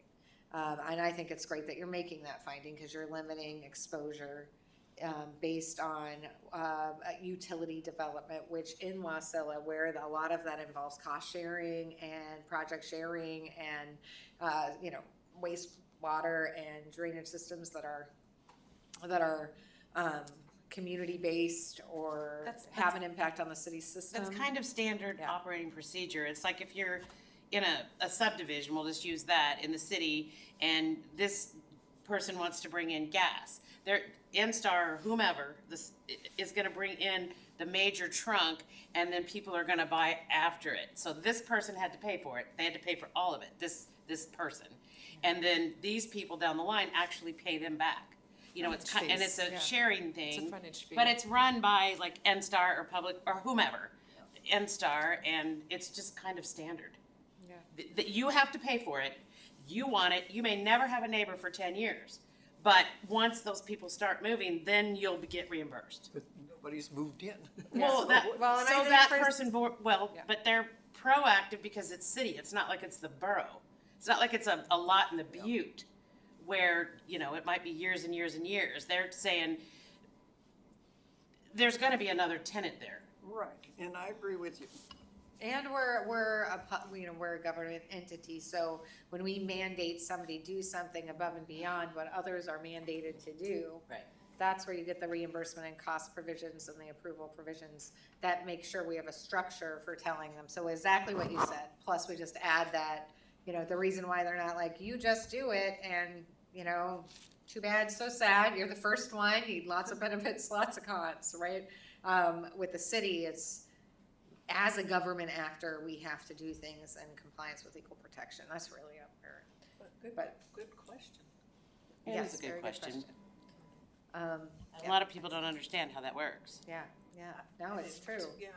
And, I understand, I've been in real estate a lot of years. My point being, how does the commission know what is on the applicant's property and what is on, let's say, city easements? That was my only question. well, I mean, I would say you look at the decision before you, right? So let's say we are looking at a conditional use permit for constructing a water system. Is that what, to put in a facility for water? They better put all the information you need in the application because it's their burden. And when you get the application, you get that packet. If you're unsure about what is on their property and what is on the city's right of way, and that influences your decision regarding their compliance with the criteria, then maybe they don't get where they're going. Or maybe they do because they have met and right now, again, they'd have to show you by a preponderance of the evidence. Just so you know, that's a very high standard. That is different than substantial evidence. And so right now, the way the city has it set up is you consider things by the preponderance of the evidence. And if you're appealed, the court determines whether or not you had substantial evidence to support your position. So you've adopted a higher standard of review, preponderance of the evidence, which the preponderance of the evidence, you only define it in your code in the hearing officer with the animal control section, which I think is intended to have a higher, because you're potentially taking someone's animal. Okay, so there you define it. So again, nowhere in Title 16, but it's the preponderance of the evidence standard of proof is met when evidence as a whole shows the facts sought to be proved are more probable than not. So it's more, so it's not, I think that you are certainly complying with that. You're issuing good decisions. I don't think there's any point in appeal hanging out there, but you're looking at more probable than not. But as commissioners, you're really, I think the court's application of the substantial evidence standard is a little closer, right? Because you're really looking at, here's all the evidence. Do I think this criteria is met? So in reality, when we draft criteria for a conditional use permit, we're not really emphasizing the burden of, like that. We're not saying you have to decide everything by a certain standard. We're asking you to answer the question, is this criteria met? And you're going to weigh the evidence presented to you. And so instead of putting a standard on that, because you're looking at whether or not the criteria is met. If you don't have substantial evidence for one of the criteria factors, but you have it for another, you're looking at, is this one met? Is this one met? So we really are going to look at the process and adopting a process and not these words that don't really get you anywhere, right? We can say substantial evidence as much as we want. We can say preponderance of the evidence. You should know the court will look at is there substantial evidence? You know, that's what the court will look at. And that standard, substantial evidence is, so what we have from the court, it is evidence a reasonable mind might accept as adequate to support a conclusion. So you hear the difference, right? One is more probable than not, and one is a reasonable mind would probably accept this to support the conclusion made. So I am not suggesting that you apply that standard, you know, because I think if you apply that standard, you might hit a lower bar than you were aiming for. That is not incorporated in the new Title 16. New Title 16 says these are the criteria. The commission must determine if this criteria is met. You know, actually I'll flip that. The applicant must meet the following criteria. The commission will issue findings and approve the conditional use permit if the following criteria is met. And so that's the analysis. That's where we start. What's the question before you, right? So now all of that general information is out there. Let's practice. Let's get an idea of how do we really do this. Let's say the planner does not show up. She does not bring a recommendation. She's MIA. We don't know what happened. We've got on our agenda and we're getting a little nervous, you know. So what we have in front of us is an application. And that is all we have. And we are getting ready and we have a few interested parties who we know are going to be there. And, you know, and the application has some evidence and let's go to the water park. Can I ask Okay. a quick question again? Because I really want to define this part really well. Is the planner representing the city? Okay, that's an excellent question.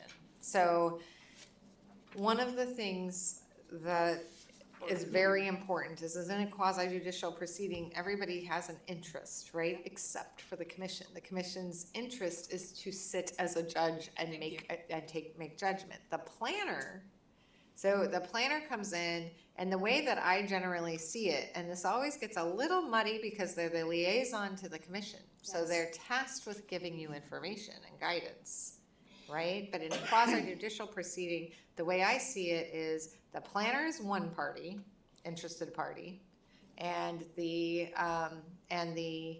applicant is another party, and any other interested person is a party. The planner wears another hat, right? Because she's sitting up there often, and she's taking minutes, and she's giving you information and giving you the copy of the record. And the courts have said this is okay.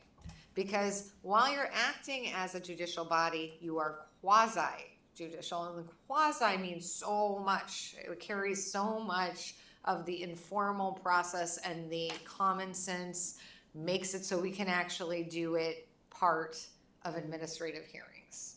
So the planner will present you with findings, recommended findings, and will tell you what the planner in her experience or knowledge and what the city recommends. And that's one position that's been presented to you. And that is why the planner gets a certain amount of time. And the planner's kind of at a disadvantage because she has to do two things. She has to kind of get you that general knowledge, the procedural direction, and then she also presents the position of the planning department.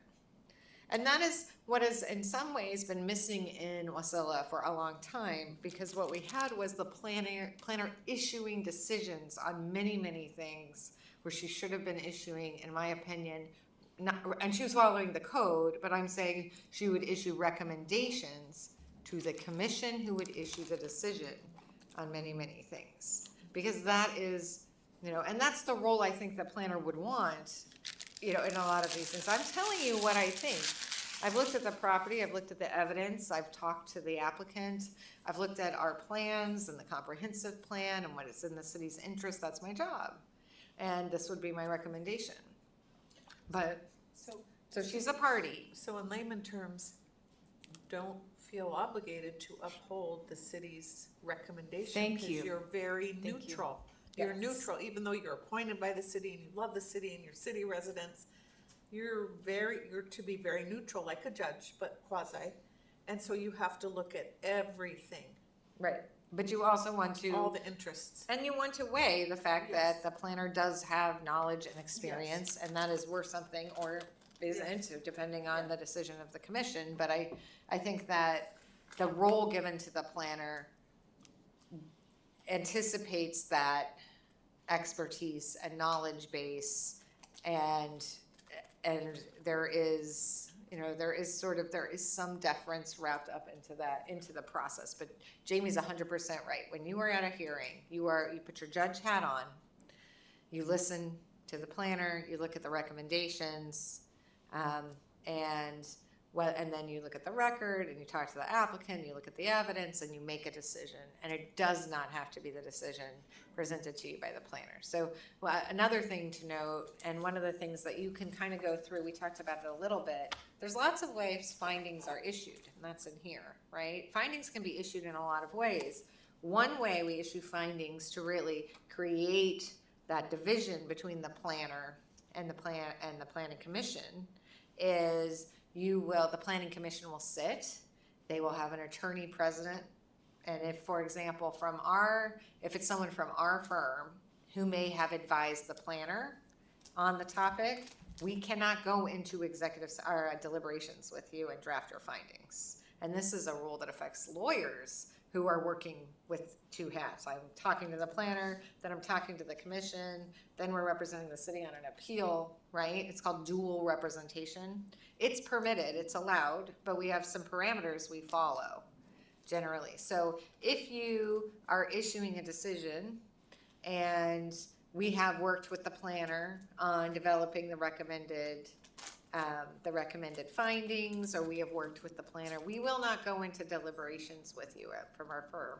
We will, usually on that situation, if it's a big issue, we haven't had one of these yet, so I'm just saying usually, but we would tell the planner and the clerk, and they would get you representation, who is somebody else, to go in with you, and then you would make your determinations and deliberate and figure out what you want to do. And then you'd have an attorney help scribe your findings. They're not writing them for you, but you're giving them all the things that you think. They'll draft that up into a written decision. It will be sent back out to you. And this is the great thing. There's no Open Meetings Act with any of this because you have your judge hat on. The Open Meetings Act does not apply. So it'll get sent back to you and to your individual email addresses. And as commissioners, you would sign off and say, I approve, then looks good, and that would get sent out. And so that's one method. Generally, that is the method that I recommend and I have used when there are substantial interests that are complex and involve, or controversial too, is another reason, to make sure that the commission has the space to really think about the code and the applicable laws and apply them without pressure by time or by a number of participants. Because this is the other thing, or many participants, but one of the other things is you're talking about individual property rights. So when every one of those chairs is filled and they're very angry about a particular use or property use, that may or may not be relevant, right? If everybody in the audience is nowhere near and they're in a completely different district, and you have a property and you're going through the criteria, we'll go through the criteria together, but it's very hard to see whether or not the fact that it's unpopular really matters at all. We have our criteria. We don't want to drift from our criteria. Sometimes it will, you know, be very important, and sometimes not at all. So that's one method. Another method is the planner drafts it. And so the planner will go into deliberations with the commission, or the commission chair will jot down the findings, or the findings will be made public on the record, and then the planner is expected to scribe that decision.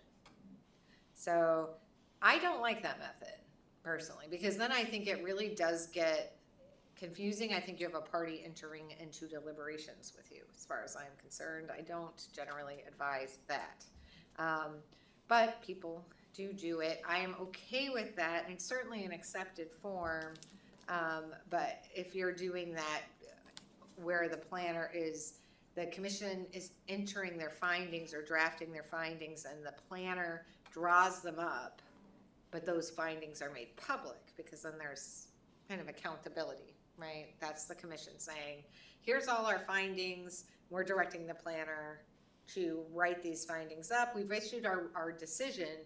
A written decision will be drafted by the planner reflecting these findings, and will be circulated within X amount of days. So that's, you know, that's one method.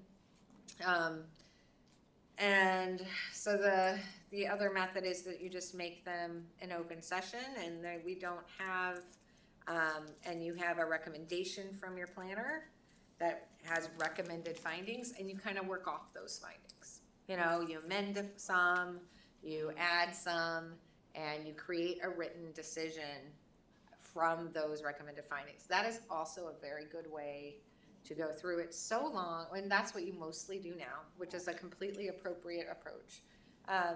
So long as commission members understand that those are their findings. So it's important that you take ownership of them, you know? And so, and that if the findings look exactly the same, that is gonna be okay every time most of the evidence is in the record, and most of the testimony simply reiterates what's in the record.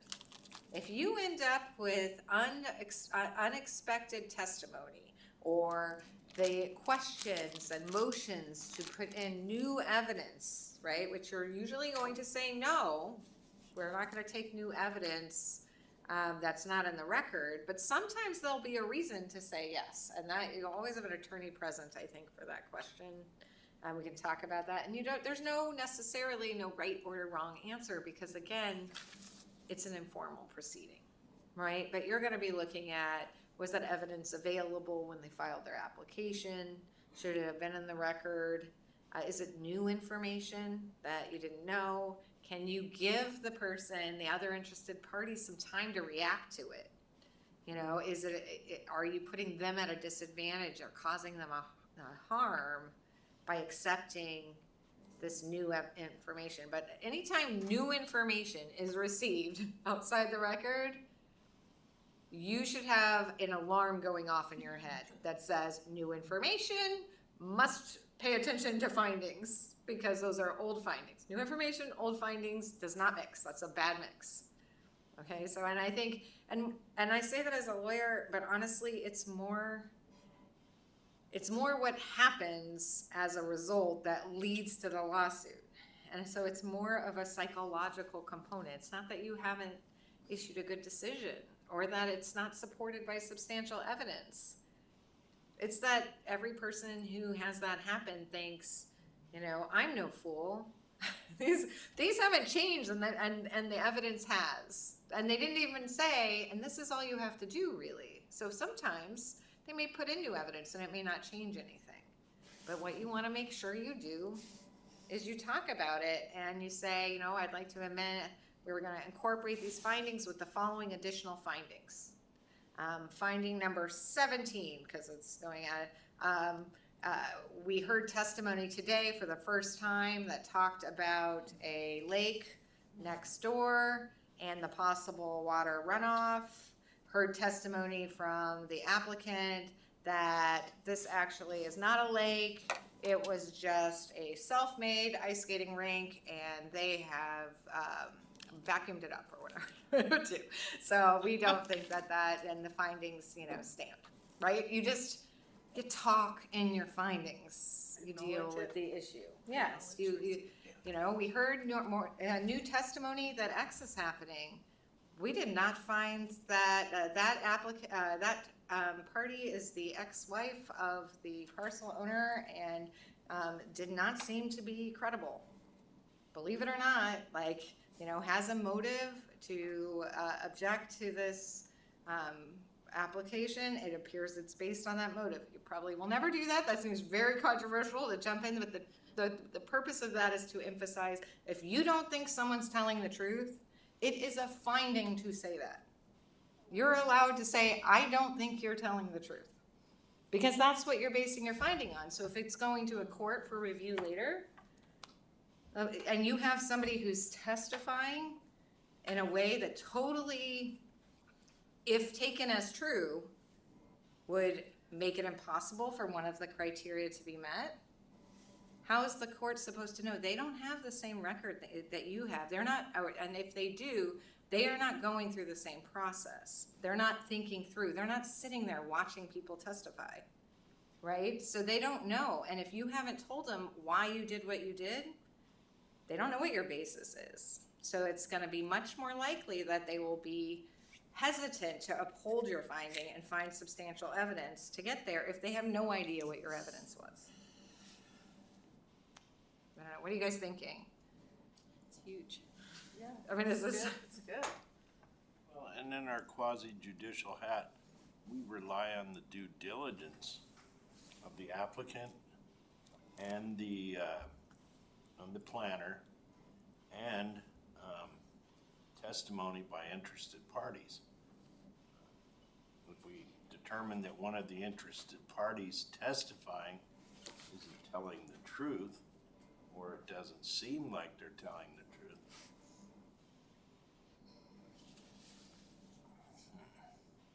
yeah, interesting, because back to my original point, we depend on due diligence to make our finding. So, Well, it's the applicant's burden, right? The applicant's burden. So they have to give you the evidence that you need. When you get evidence from an interested party that says otherwise, right, and they say this, the court wants to see what you do with that evidence, because if that evidence contradicts or undermines something else that the applicant has put forward to prove that it's meeting a specific criteria, then the court's going to be looking to see that you weighed that. And so maybe the way that you weigh that is you look at that and you say, well, this, testimony by, I'm going to use John Smith because that's who we use that name in our worksheet. Testimony by John Smith suggests that criteria blank was not met for the following reasons. We've reviewed the evidence, and I really think that testimony contradicts the evidence that was presented, and I just don't find that credible or persuasive. I just maybe say persuasive so you don't get a very angry person. No, I mean, but I just don't find that persuasive in light of the evidence on the record. So therefore, it didn't sway my decision. Didn't sway my Yep. decision. So Exactly. therefore, Yeah, Didn't- and yep. so, yep, and so you have that, I just didn't think that this was persuasive. I did find evidence on X persuasive, and I agree with the planner's recommendation for all of those reasons. I really think all of those things were important. We're not saying you no longer get the benefit of relying on those recommendations. That's what we all want to do. A party presents you an argument. Applicants do it all the time. When the planner drafts those recommendations, a lot of the time, the meat for those recommendations is based on the party's application. The applicant presents all of that, the planner relies on that, you rely on the planner, that's all okay. But it's the applicant's burden. The point is, don't take it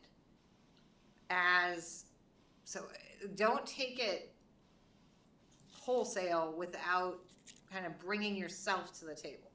and maybe know? that's what Ms. Yes. Langil was talking about, kind of this perception that the planning commission was, I'm sorry, maybe, I don't want to put words in your mouth, Ms. Langil, but maybe that's didn't you make a comment that it seems like the planning commission I don't wanna use the word rubber stamp, or they just, maybe that's that perception, so. It's true, and I think, Even and I though think it's the not, public it's can just have by that. not adding a finding that we didn't find the testimony credible, or, you know, yeah, so that could fall in line with, I think, the comment you made. Yeah, I mean, I think one thing the planner and I have spent a lot of time talking about through the course of Title 16, and really the administration in general, and council too, actually, is just empowering the commission and removing some of the perceived power from the planner. You know, so empowering the commission and having the planner play a more administrative and informative role.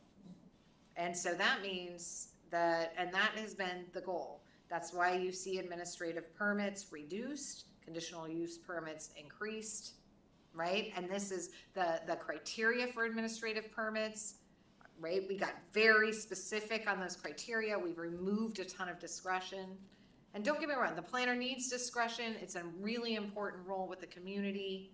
But you don't want a community that believes that one person makes a decision on all things, right? And that creates a real problem and a perception of impropriety and just a feeling of hopeless or helplessness, I think. You know, like, yes, there's all these permitting process and there's all of these things, but, you know, if the planner doesn't like my idea is dead in the water. And so that's what, so this training is partially, we've got Title 16, we've got these new provisions that hopefully give the public, like increase the public's trust in the quasi-judicial procedures and the permitting process, and that they can have some certainty in what they can and cannot do if they follow the rules. But the other part is the commission being empowered to make decisions. And so that is why you have worksheet number 1. And does anybody have any questions before we delve in? And I'm not going to, I know it looks a little daunting the way that I've done this. I'm gonna move through it pretty fast, but I'm gonna use it to set up a way for you to think, to like move through a findings schedule, and then we'll work on it. And I think what we'll do, if this works for the planner on the agenda, we've talked about these mini trainings that council used to do. But our, thank you to Councilmember Brown, who's, I think, still on the phone, right? Yeah. So we will bring micro mini trainings to the commission. And those trainings will, one of the things we'll do sometimes is practice, you know, practice our findings and practice applying it. So I'm not gonna make you do this whole exercise tonight because I think we ended up with a lot of topics, but I'm gonna walk you through it, and then I'll throw scenarios at you over the course of the year, and we'll practice. Does that work for the commission? Yeah? Okay, any questions before I delve in? Oh, I talked too much. That's a sign. People, no questions. All right, I'm gonna read the scenario into the record. So, and bear with me, I am not the most creative person. Just remember, these are made up by a lawyer. That is, so money. John Smith lives in a section of the city currently zoned as a rural residential district. John has dreamed of opening a water park in the city since he was a small boy. His property is 20 acres, and he is sure that the water park will greatly benefit the whole community and turn a nice profit. After discussing his plans with the planning director, John realized that his water park didn't constitute a playground under the code, and thus he needed to secure a conditional use permit. At the hearing, the following evidence was introduced. 1, John's neighbor testified that having a water park next to his home would decrease the value because it would ruin the beautiful scenery, and the constant yells from children and the sound of the operating park would be highly irritating. John argued that he has such a big lot that no one could see the water park from the road or from any of the neighboring homes. The planning director submitted evidence that there is no way the city could supply water to the park, which includes a huge wave pool and several water slides. John submitted evidence that even though traffic would be significantly increased, any problems could be solved by adding in a few new traffic lights. John had several children come to testify to how great the park would be and how much they would love to have water slides in the city. So, and then after hearing the evidence, the commission decided to blank John's conditional use permit, right? So there's a couple things I want you to notice.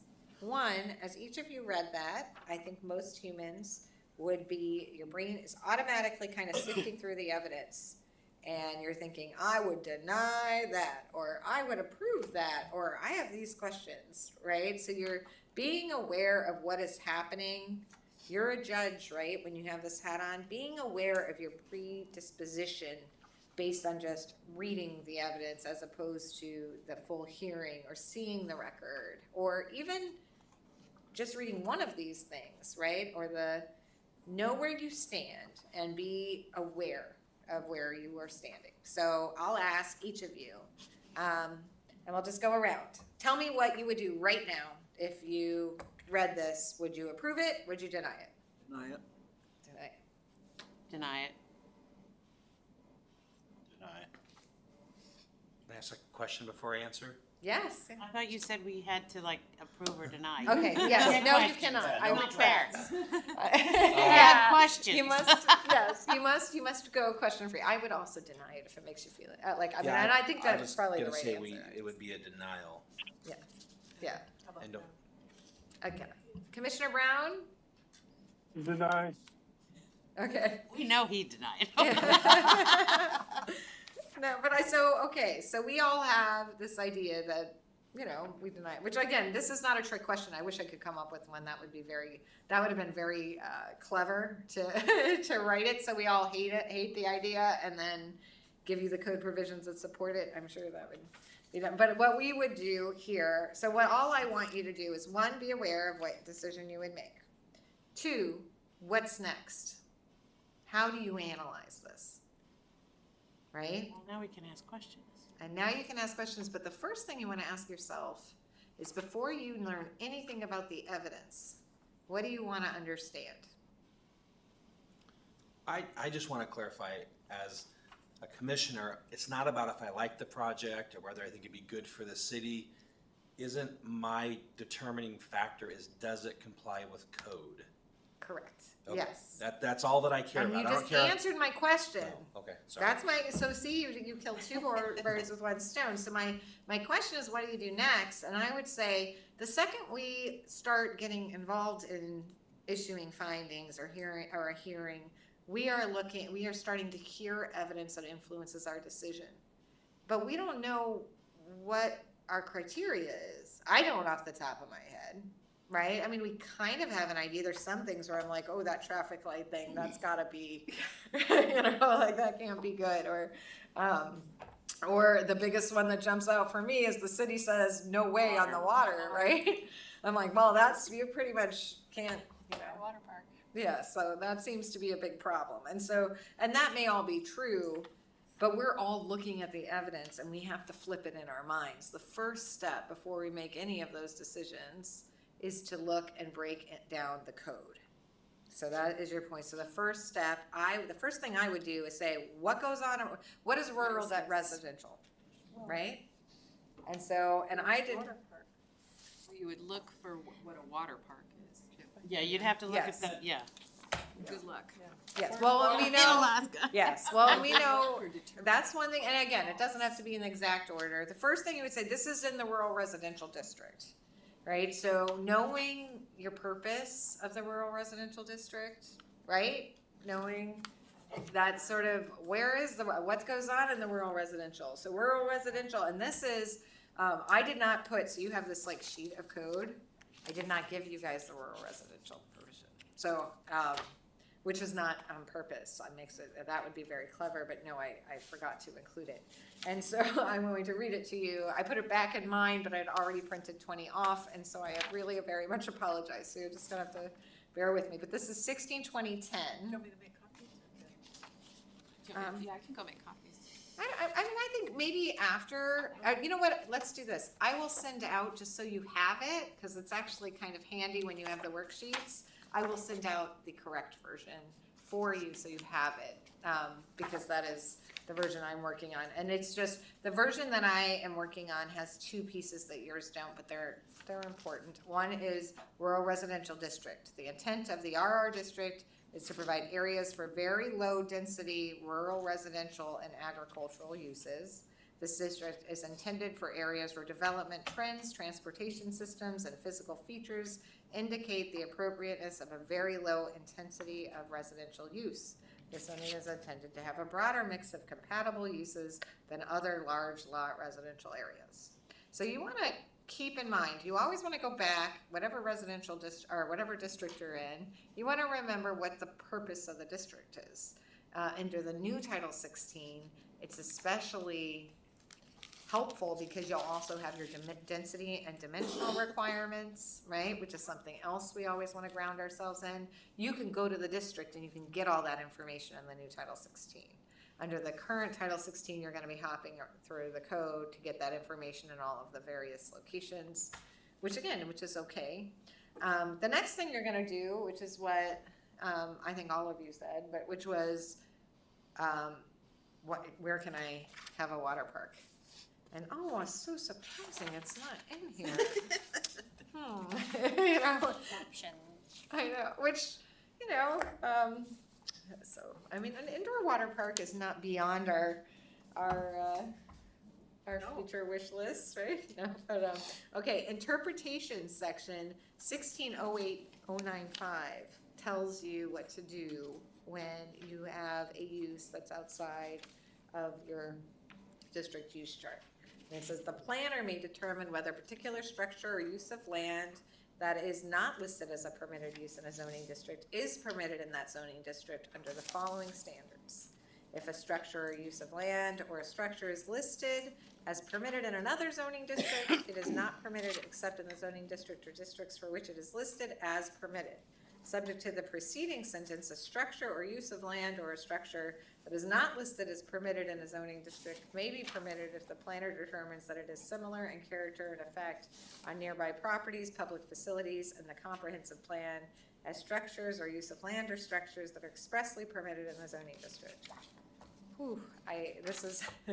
So what this means is the planner is going to look at what it looks like, you know, and try to treat it like what it looks like. So if there's a similar use, and I think those words are probably the only ones you really need to pay attention to until Title 16 passes, which has simplified this a lot. But they're looking at the character and effect on nearby property, and then the public facilities and the comprehensive plan. So let's see, let me say this better. The planner may permit it if the planner determines that it's similar in character and effect on nearby properties, public facilities, and the comp plan or structures. In the future, the planner can make that decision, but it can be appealed to the commission, I believe is how we set it up, so that so they can bring that decision to you.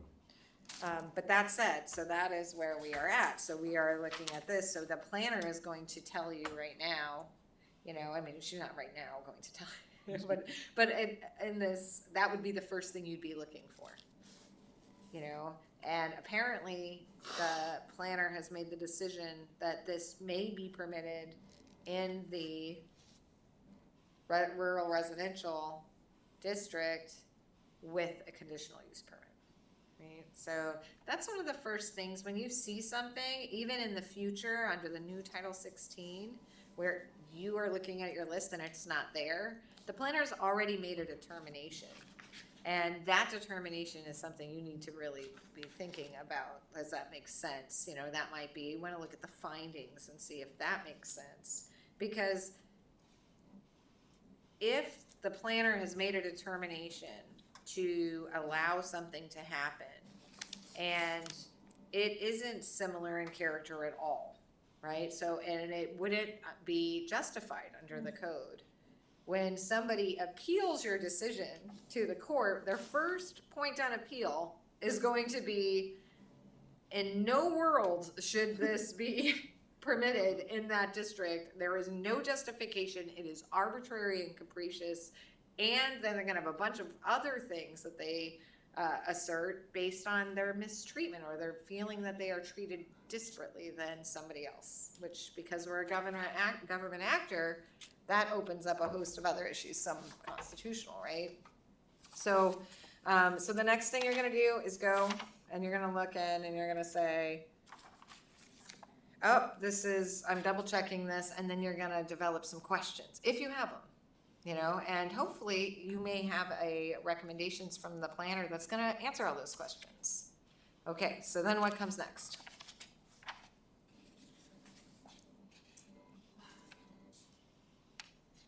You write up your findings.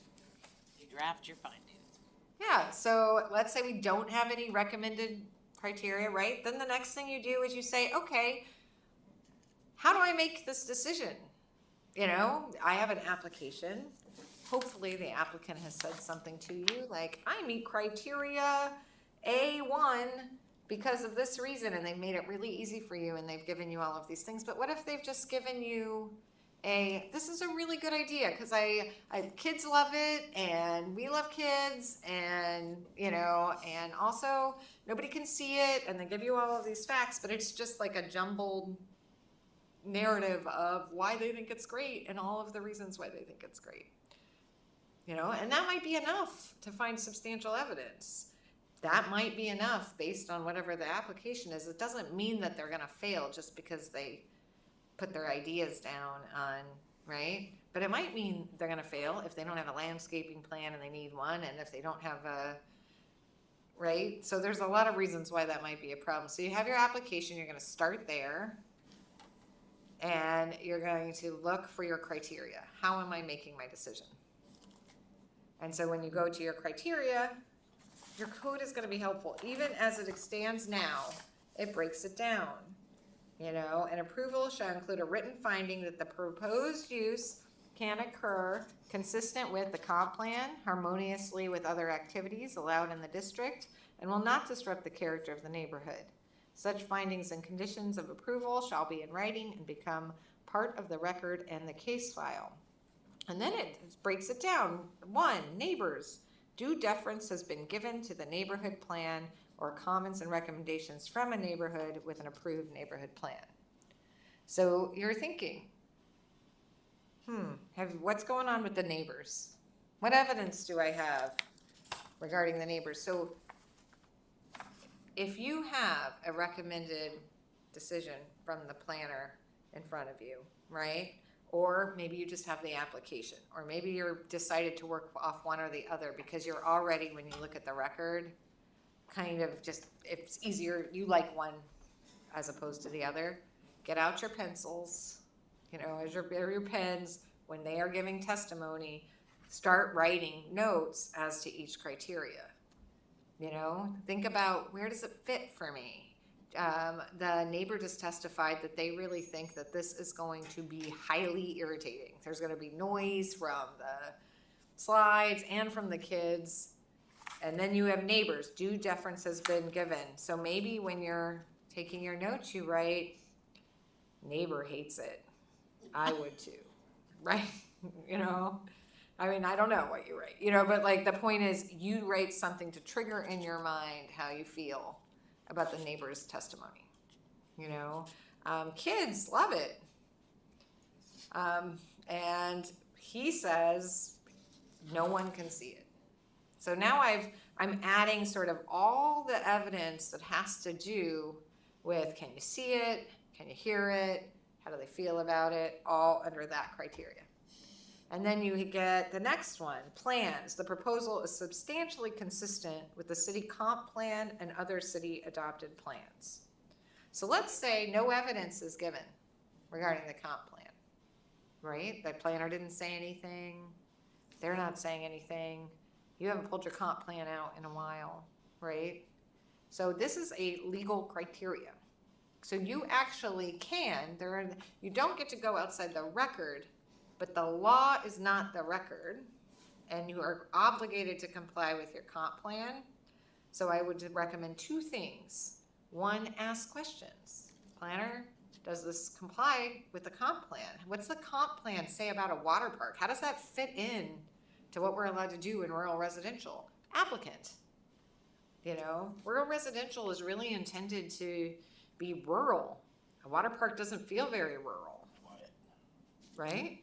Or maybe it does, and maybe they say, what do you mean? You have to have acres and acres of land for a water park. Have you ever seen a water park in the middle of a city? It's made for rural residential. I don't know, you know, it's like, so. So they argue and they tell you, but you're asking the questions. It was And number one on the comp plan list, just to let you know, water parks. right. Making sure we bring those suckers in. And then the next one, special uses. The proposal is substantially consistent with the specific approval criteria of 161660. So I don't think he's doing a water park as a home occupation, which is under there right now. You know, like those are the provisions under the special use criteria, specific approval criteria may not apply to something like this, but that's something, and that's often maybe if the planner is the first person you're asking. You know, you have your general criteria. You know, are we sure that there's no specific use criteria that apply? And again, your planner is giving you all of this information now for your hearings, which is great. I'm just trying to, it's not that you're not getting the information or that you're doing anything wrong. I just want you to be very deliberate about it. Like you're feeling more like, I get why we're doing what we're doing, right? And so you feel free to, you know, break free and and ask a different question or make a different finding. Or what I'm really hoping to start to see is in some of these hearings, you might say, you know, I like the planner's findings, but I like to add a finding because this is, you know, we heard evidence about this. Or, you know, I appreciate and respect the planner's recommendations here, but I think the testimony we heard about this or the applicant's evidence on this is persuasive, you know, and so you start to engage more on that level. So I'm going to stop talking. I'm not going to go through each of these with you, which is what this suggests what I'm going to do. But unless you want me to, and we can break up into groups, but I feel like we didn't really hit the ground running on this till 8. And so while we have till 10, I feel like I'd rather just talk to you and teach you how to go through the scenarios and then have a method to just go through these on a regular basis so they start to, so I think this is pretty elaborate. If we do a mini training, I will give you almost like just a paragraph and sort of trigger, so you'll have to go to the code, the general approval criteria, and maybe a specific use criteria, and sort of give me a, you know, just let me know, oh, I walked through it, this is how I felt, this is what I relied on, you know, these are the problems that I had, something that just, you know, and I'm not gonna, this is not school, so I'm not gonna call anybody out. You can provide, but is there any, so if anybody wants me to walk through each of the criteria, I can, but I'm just trying to, what do you think? Like, or do you feel like, okay, I'm understanding this more, like, I think I could do this for myself if the planner did not show up one day, I think I know what to do. Like, I think we'd be able to, not that you didn't know what to do before, that's not what I'm suggesting, but does it feel more comfortable? Okay, so if you had this and so I handed this worksheet out again, and I said, what do you guys think? What are you gonna do? What would your answer be now? Would there be a difference? Okay, because I think a lot of you talked about looking at the evidence. I think what I would hope your answer would be, obviously, well, I think you sort of gave them the answer, so. But so we went to the code, you know, start with the code. Start with the provisions, know what governs, know what our criteria is. And that's where we start.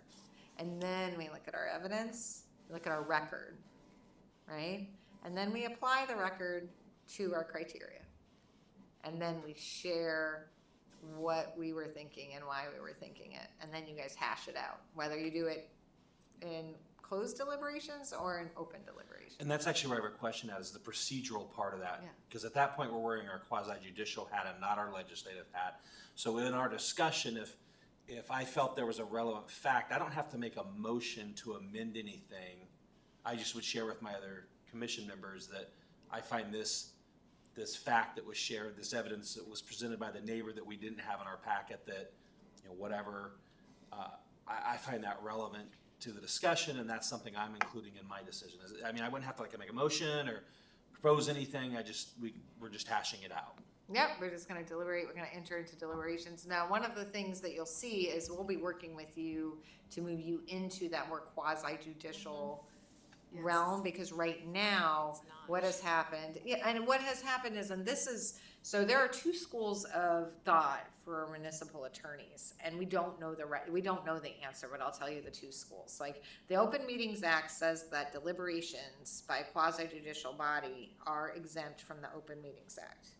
So there is one school of attorneys that say, yes, but you're meeting to have a quasi-judicial proceeding, right? So you need to, so you're going into an open meeting, subject to all of the open meetings, and then you're going into this exempt, you're going into exempt deliberations. So they have the whole hearing, except for the moment that you deliberate, like the piece where you deliberate on your decision, subject to the Open Meetings Act and parliamentary procedure governs and all of those things. The other school says, nope, the entire hearing is a deliberation. The entire process involves deliberations of that body, and those deliberations, that quasi-judicial proceeding is exempt from the Open Meetings Act. This does not govern this type of proceeding because it's a deliberation. And I'm in that group. And again, I can tell you, I do not know which one is correct. We do not have guidance from the court on that. I would hope that it doesn't really matter. I mean, and what I mean by that is, if you make a decision and you issue your findings in accordance with the law and due process, and you have proper notice, I do not see a court making a decision that harms a decision maker or an applicant because they did or did not do that at an exact time that's not clear on the record, right? So my advice to clients is do what makes sense and is clear to the public. Do what makes sense and is in accordance with due process. And so create clarity wherever you can, because everybody is just trying, and efficiency, right? So one of the things that you see for a lot of municipalities is they'll separate out their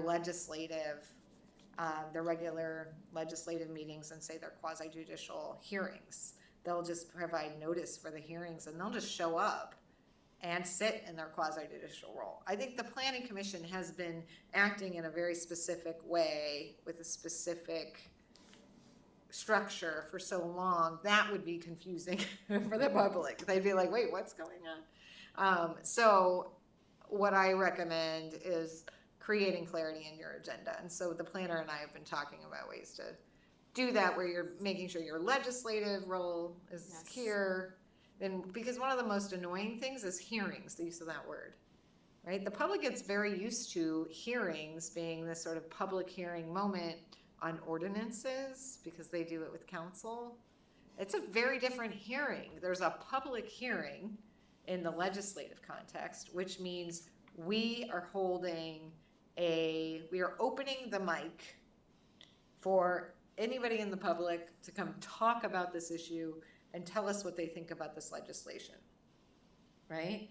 But no decision has to be made. No individual interest is at play. No due process right is there. So it's hearing in the true sense of the form or of the word. We're hearing you, and that's how I sort of think of that. Quasi-judicially, the hearing is more like a court hearing. The body that will issue a determination, is required to do so under the code, is going to hold a hearing subject to due process. That means we're going to take evidence. If we let one person talk, we'll let the other parties talk. Well, there's time for rebuttal. We have a format. We provide specific notice, right? And so that is a different hearing. So the more we can get those two separated to remove confusion, so they're not wondering why you're just butting in with your questions all of a sudden when 5 minutes ago, you were like, you know, point of order to the chair, you know, you don't have to do that. That said, having a chair, even the court has a chair when they have more than one judge sitting, because you need order.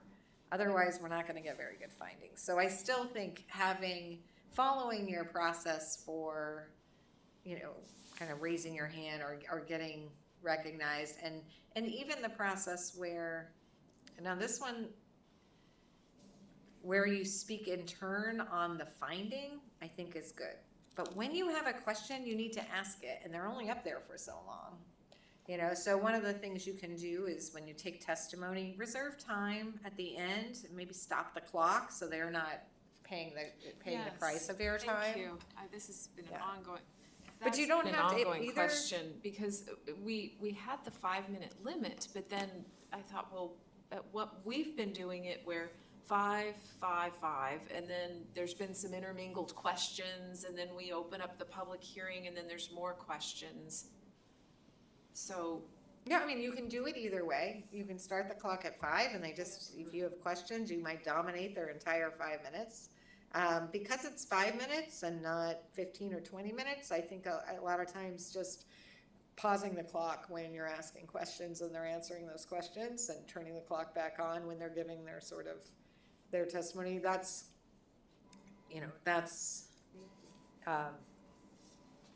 that controls the length of the hearing, because honestly, commission can stop asking questions, right? So, and they only have their 5 minutes outside of that. You're allowed to say that answered my question, thank you, I think that's sufficient. You know, you don't have to, here you're trying to get the information that you need to make a decision. And So like in the city council meetings, when they open public hearing, the mayor very specifically says this is not a time of dialogue. Questions may be referred to administration or staff. So we're not playing by those rules when it's a hearing for a quasi judicial matter. There can be a back and forth. exactly, it is a Okay. time of dialogue. thank you. And again, you want them, there you have so they have a right to be heard because they have this property interest, and we're providing them a hearing or a chance to, present evidence to you so that you can issue a decision on their permit. So we don't want to talk over them. We don't want to eliminate that 5 minutes. So actually, when I say that, at least at this stage, I do think it's good just to stop the clock and for questions and ask your questions, but let them have their 5 minutes. But I think it is absolutely a back and forth, and the same goes for the findings. You know, when you're looking at that and you have questions, so Robert's rules of order do not apply. And I wish, where'd Jamie go? We need her. Before I say that, I don't want her to throw something at me when she comes back. Well, so I will confirm this, but I have never subjected a hearing to Robert's rules of order, because that's a legislative body. That's a body, commission, board of directors, right? That helps them coordinate. You're acting as a judge. The job of a judge is to get the answer right, get a fair answer after hearing all of the evidence, to really think about things, and make a good decision. And when I say make a quote unquote good decision, I mean a decision grounded in the law and the code and the expectations and the evidence, where you have really heard the applicant and the interested parties. When you do that, when people feel heard, and then you issue findings that show them that they've been heard, most of the time that is very powerful, and you do not find that you have many appeals, even when you issue hard decisions. Would it be possible in our agenda to have it broken up that these items are legislative items and That's these what we items were- are quasi? Because I'm kind of slow on the uptake sometimes. So if I had it spelled out for me, I would know, okay, legislative hat, okay, switching hats. It's a great idea, and that's what exactly Okay. it's like you're channeling us, because that's what we were talking about. But this is one of those things, sometimes I feel like something has been so formalized that nobody wants to question it, because it seems like it it has this sense of like, what's the word? It seems like it is beyond reproach, right? Because it's been there, and public hearings and the way we talk about agenda items has that, and that's very useful to have that, because we need to respect parliamentary procedure. It helps us move. The whole thing would fall apart. We'd be in a Costa sausage making factory with all, like, we would be making our decisions, and that's what I mean.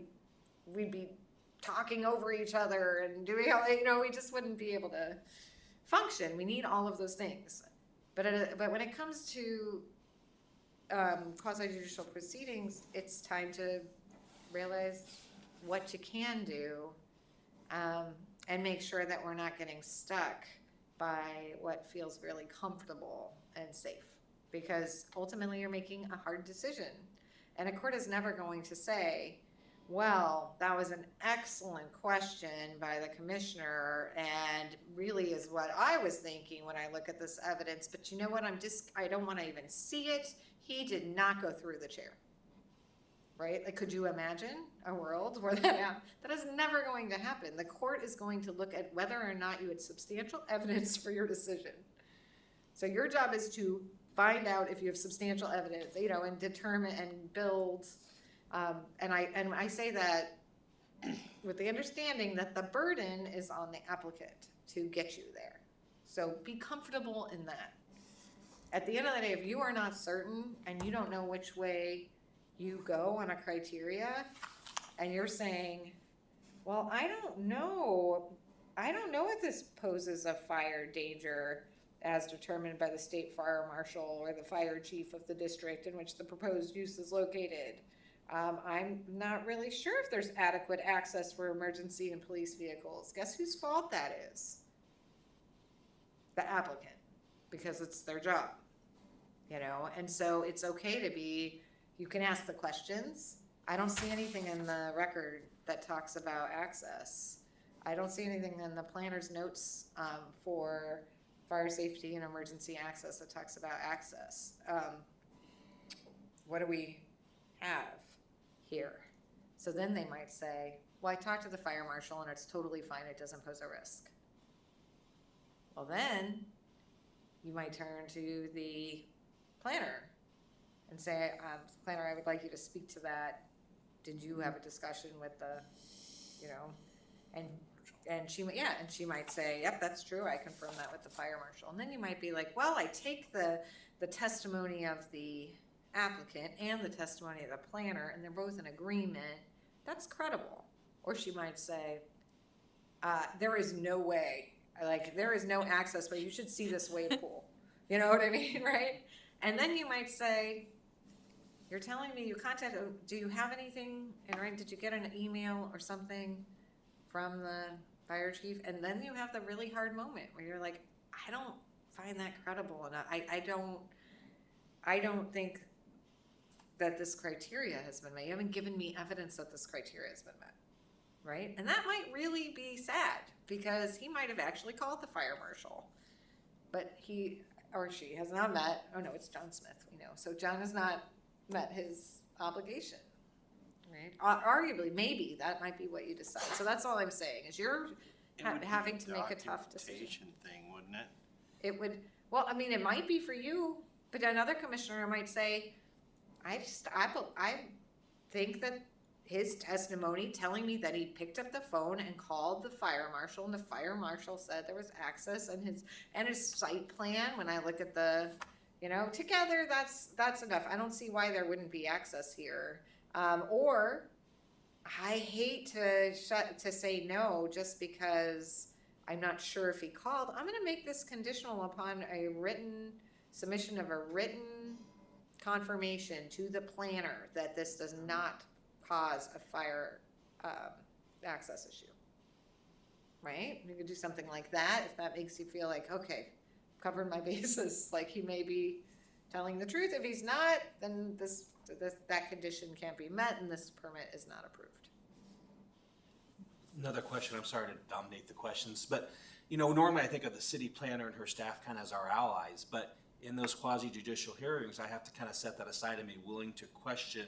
Absolutely. If something's not clear, call you on the carpet, Absolutely. because that's part of the, because I'm not on your side and I'm not on their side. Okay, I just want to make sure, because I know my default would be, well, whatever the planner said was okay, And so- that's good. Yeah, and all's fair in a hearing in the sense that sometimes when I serve as a hearing officer, I imagine that someone watching me might think I'm being a lot harder on one party or the other, and then be very surprised when the decision I issue is in favor of the party that I was being hard on, for example, right?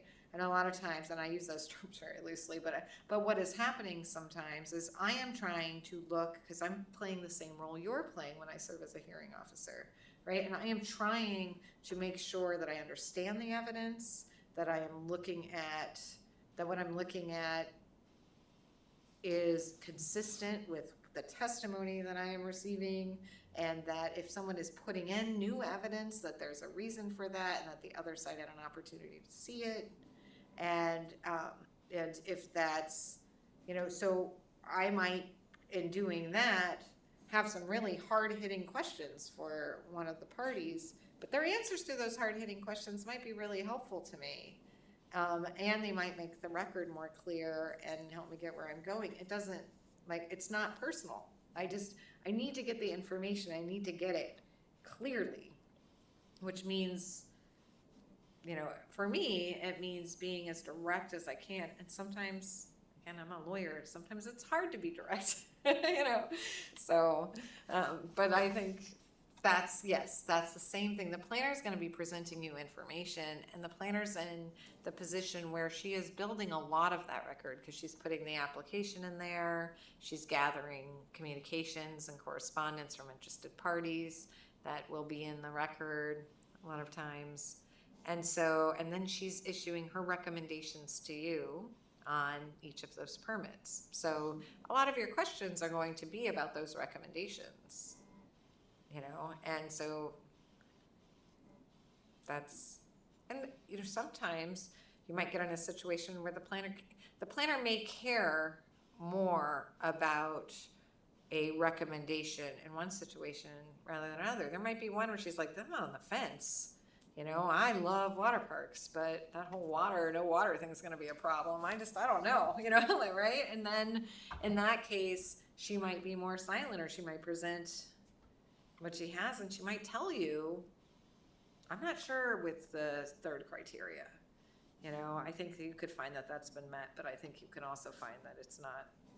And that's okay too. The planner has because even though she's one of the parties, we are a city.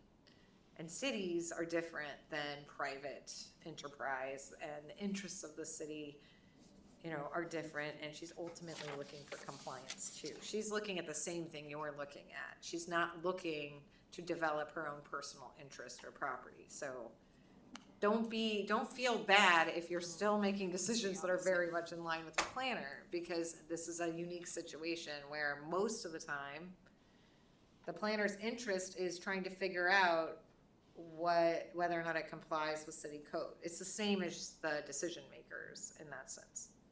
And one thing I've noticed, well, number one is that, my skills are growing. What I may have presented in one way before, I may not have been as well-rounded in my presentation at the beginning. And so as I'm growing, maybe I'm, presenting more. But the other part of it is the applications are each going to be different. So you may have one applicant that is just real bare bones, and they only give you a little bit, and you're trying to piece everything out, but you might pick up on something that maybe I didn't. And I'll have a real thick skin on this. I do want you to question, because none of us win if we want to be the best stewards of the community. So please, no problem. And I think the biggest thing is, you may see that evidence, the exact same evidence. Nothing's wrong with the evidence, Right. but what that evidence means Yes. to you. Exactly. Yeah. Exactly. You think it means that criteria is met. Another commissioner doesn't think that it means that the criteria is not met because it's missing this other piece, and it's it's not an easy process, which is why there is a group of you. I mean, that's one of the reasons why we have that, and why the planner is put in a position to bring recommendations, and why the planner's interests are aligned with the commission. There's so many things that are done to make this less contentious and less, to change sort of the nature of your role as a judge, so that we don't, so that you don't need a person with a law degree who is a experienced judge for the Superior Court to come in and make that initial decision. The way you have that Superior Court judge does not have is the expertise in land use in the city of Wasilla.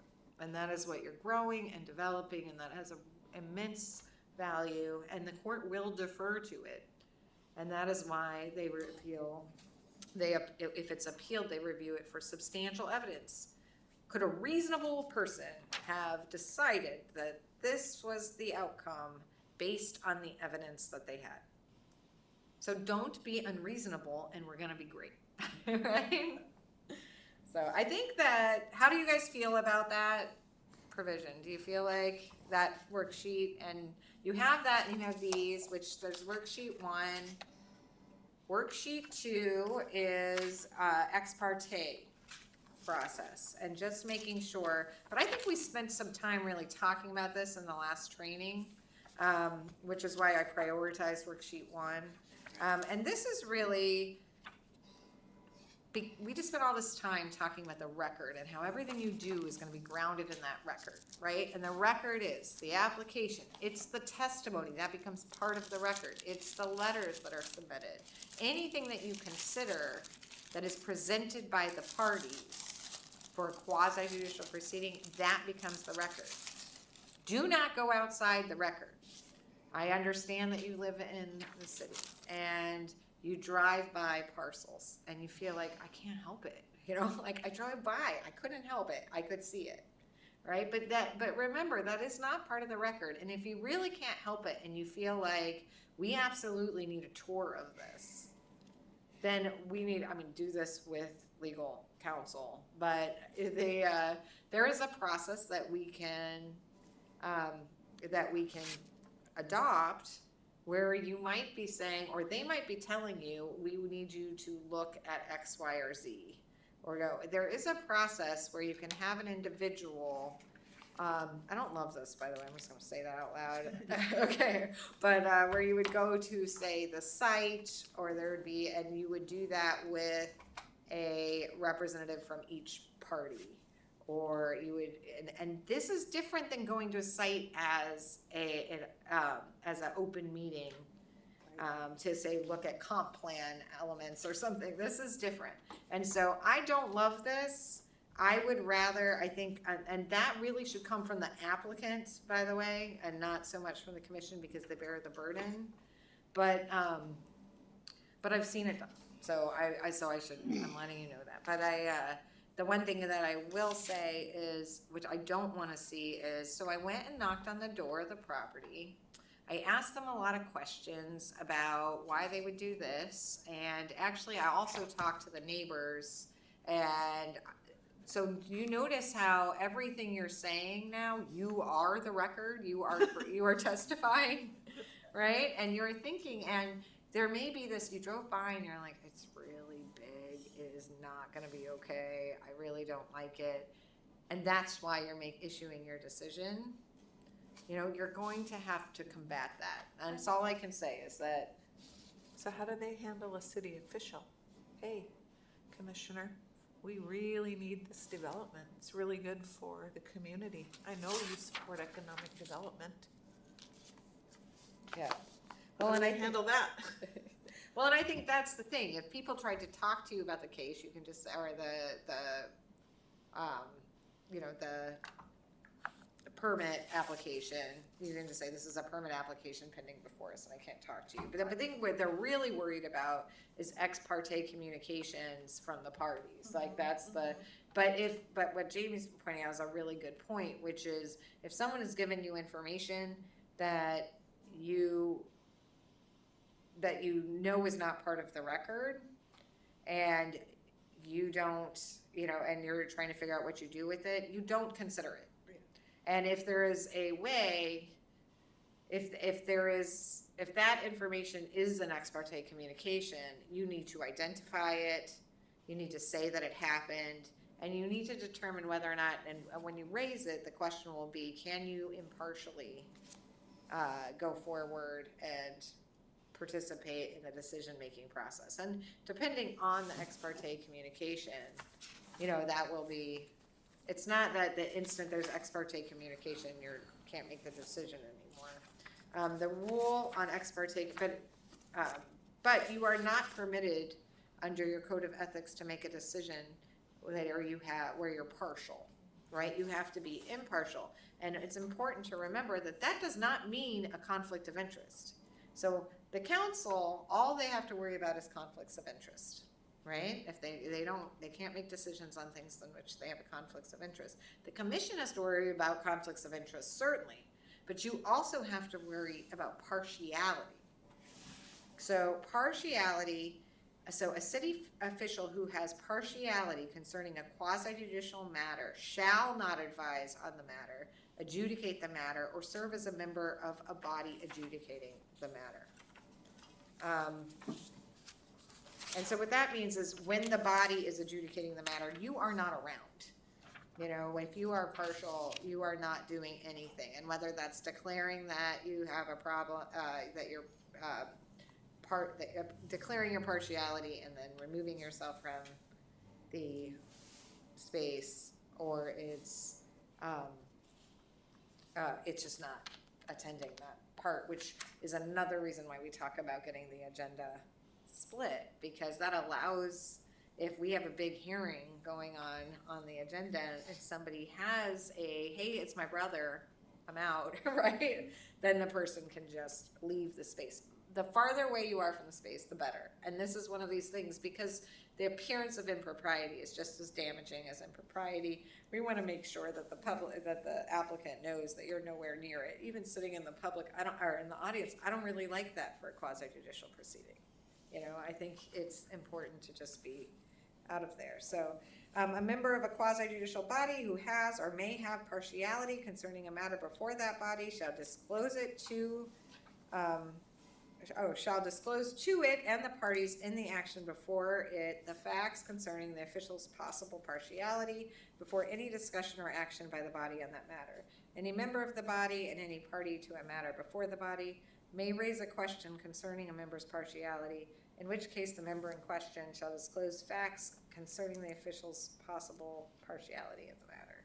So you not only have a duty to disclose your own partiality, but you have a duty to acknowledge and disclose partiality that you suspect in others. So if somebody's, someone's brother is the applicant and they seem to be sitting back, you can say, wait, isn't this commission member X's brother? And then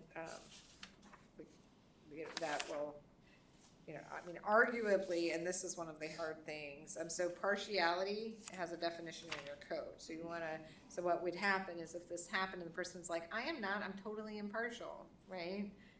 We would look to the definition and walk you guys through that. And it's kind of a vague definition, but that's just what it is, because it's really about whether or not you are going to make a decision that is based on bias or partiality. So partiality applies only in quasi-judicial proceedings and means the ability of a member of the quasi-judicial body to make an impartial decision is actually impaired, or the circumstances are such that reasonable persons would conclude the ability of the member to make an impartial decision is impaired, and includes, but is not limited to, instances in which the member has a personal bias or prejudice for or against a party to the proceeding, including a party's lawyer, or the member or an immediate family member is a party, material witness to the proceeding, or represents a party in the proceeding. So these are the ones that are sort of the big ones. We're just almost presuming that if it is a member of your immediate family, you're partial, so, and that's Now, don't get me wrong, and we're also, so basically we're saying either you cannot make the decision or your ability to make the decision impartially is impaired, or one of these other circumstances I just raised are in play, and then that's really the appearance of impropriety, and we're not gonna go there. So that is partiality. I've got a question, and I know the chairman's script says, I was just going, ask, does anyone have a conflict of interest? And they say that in the city council as well, but we should almost have an extra of conflict of interest or Yes. issue of impartiality. Yeah. Yeah, okay. Oh, And I absolutely. wrote that Okay. down to add and work with some good, I wrote, that down to add some good language, working with them to make sure, I didn't, yes. Yeah. Thank you. I have a question. Say, it's a small town, okay, and a pre-application. So no application has been put forth. Nobody's, but business people are talking business, and, when does that considered to be ex parte communication? Pre-application, so they're, No, but at the same time, disclose it. So here's the thing, if there is an applicant and they have told you about their project, or they were talking about it and business people are talking, as you said, and then they file an application, this is a small town. It does not take much to say, the applicant actually, before filing this, was at some restaurant that I was at, and actually raised his hope to build a restaurant, and I actually said to him, I wished him the best of luck, and we really need all the restaurants we could get with delicious food here in Wasilla. So and why are you saying that? Because it happened and other people may have heard it, because it happened, and so you're saying, while this is not an ex parte communication, the applicant had not filed anything with the city and it wasn't before us. I have thought about this, and I believe I am impartial and able to make a decision. This does not affect, there's no prejudice. I am confident I can limit myself to the record and issue a decision in line with our code. so that would be a disclosure prior to. Yeah, it's just a disclosure, and that one, is that required? No. Would I recommend it when you have had an interaction specific to? Now, if you just had a talk with the applicant in a much vaguer sense before that happened, I don't think that's necessary. And if you have friends, this is another one that comes up. This partiality provision is specific to family, right? Well, if you have a friend who you see twice a year and they're an applicant, the question becomes, do you need to say something, right? That's the question. So you are going to have to make that choice, because the definition of partiality is there. If it's my choice, yep, I say something. If it's my choice, I will say, I know this person. I see this person about twice a year. If I'm saying that this is one of my closest friends, I'm probably going to, not probably. If I am saying this is one of my closest friends, I am labeling myself partial, and I am stepping away. I won't take that as a hearing officer. Anything really where I know the person in a personal capacity, other than I ran into them at a conference, or they're in the same area or field, or so now. But you're in Wasilla, which is a smaller community than Anchorage, so I have the luxury of doing that, especially when I'm often a hearing officer in remote locations in Alaska. I can be I can be very conservative on how I apply partiality. You don't necessarily have the same luxury, right? Because you're gonna have more awareness, but just what you're doing is weighing it, and the question is there ever really any harm of disclosing the relationship? Because if that is harmful, if once it comes out, you think, ooh, everyone's gonna think I'm partial. maybe that's informative on what you should do, you know? Like, so I don't know, or maybe not, but. So I have a question. So I pulled up code real quick too, and I'm following along. So after the disclosure, then the city may excuse themselves for partiality without a vote. Otherwise, the body, when and it talks about city council, if they were serving in quasi-judicial capacity, shall vote if the official has partiality. So is that what would need to happen if there was something? Like if I add that into the script, we're into Chair Seal's script, and somebody says, oh, yes, this happened, then would the body then vote? So. And he or she decided not to excuse themselves.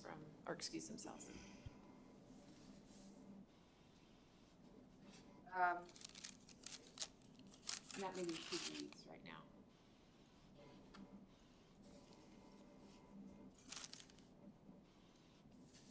Yeah, I mean, each person can excuse themselves, or if they don't excuse themselves, and this may be what you said, but either they can excuse themselves, and if they don't excuse themselves, then the body will vote. Yes. Okay. And this is on page 27 of the code provisions I handed you guys, just so you can read that, as well as the ex parte provision. The ex parte provision is just, saying that you have to be impartial. And this is the most important thing with ex parte though. It says that you have to be impartial both in fact and in appearance, right? And so that's why you get the vote. Because in a lot of cases, there are a lot of quasi-judicial bodies or where you have a hearing office, there's no vote. You just declare it or don't, declare your partiality and abstain, or you disclose it and say, I think I can do this, and there is no vote. The vote is because Wasilla has incorporated this very unusual but very admirable a provision that pays attention to the appearance of impropriety, not just the appearance of appearance of partiality, not just the actual partiality. And then you have a provision that's. Can you turn Your mic's not on. Oh, your mic, thank you. All of those wonderfully articulate things I just said. Lost forever. Yeah, no. So the other thing is to note that because this is a provision in your code of ethics, failure to comply with the partiality provision, that may lead to a complaint against a commissioner. So you want to be aware that you have these obligations. Now, where does that complaint arise? So long as you follow the procedure for partiality, so long as you're declaring it and not issuing a decision when you have partiality, or if you think that you are impartial, having that go to a vote, you'll be fine. There's no violation. The other thing is, if you're concerned, the Code of Ethics, one nice thing about it is it incorporates an advisory opinion. It allows you to request, and this is one time to reach out to the planner, because it allows all officials to ask for confirmation that what they're doing is lawful or proper, is not a violation of the Code of Ethics. And if you act in compliance with the attorney advice given in that advisory opinion, you are exempt from the finding of a violation under the code. That said, that protects you from a finding of a violation of the code provision and the Code of Ethics enforcement procedures. If you ask for an advisory opinion and the city attorney allows you to do something that is discriminatory or constitutionally prohibited, or the city won't necessarily be protected. And if you do something that involves a personal violation outside your professional capacity, that's not, an advisory opinion is not going to protect you. But I would hope that whether it's me or someone else, no one is giving you an advisory opinion that allows that to happen. So it's not really and I'm certainly never, I'm not being asked for advisory opinions on those types of things. But So, I think I'm waning a little bit. It's 9:13. So I think we covered everything that is really important on these findings, partiality, ex parte communications. But much like the Open Meetings Act, disclose, ask questions, don't, be brave, don't be afraid to ask questions of the planner, of the applicant, when you're in the hearing, right? Your access, your world begins when you attend the hearing. It is not, so don't send the planner, nobody send the planner requests for additional documentation on a quasi judicial proceeding. Don't send that to the chair. Don't do drive-bys. Don't try to gather additional research. You just make your decisions within the record. Okay, I can see the glazed over look. Any questions? I have would it be possible, like, could I have something like this that I can give? I mean, is it permissible for the commissioners to bring a little, something like our specific approval criteria or our general criteria, so that they, as they're going through these, at the hearing, so that they can reference? I mean, Oh, yes. You're allowed, like, yeah.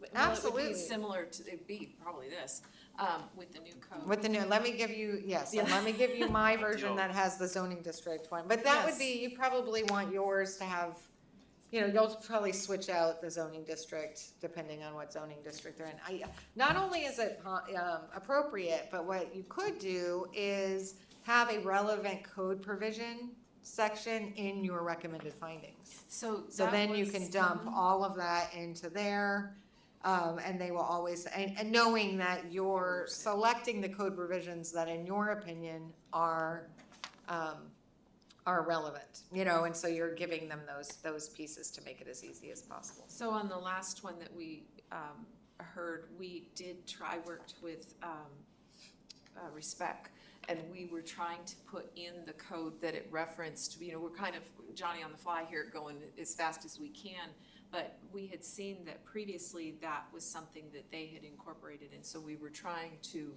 maybe re-establish that, the specific part. But would it be okay to have the actual code itself that you could bring to the meetings, and as you're checking the boxes going through, as you're writing your findings or establishing your findings, then they could reference it?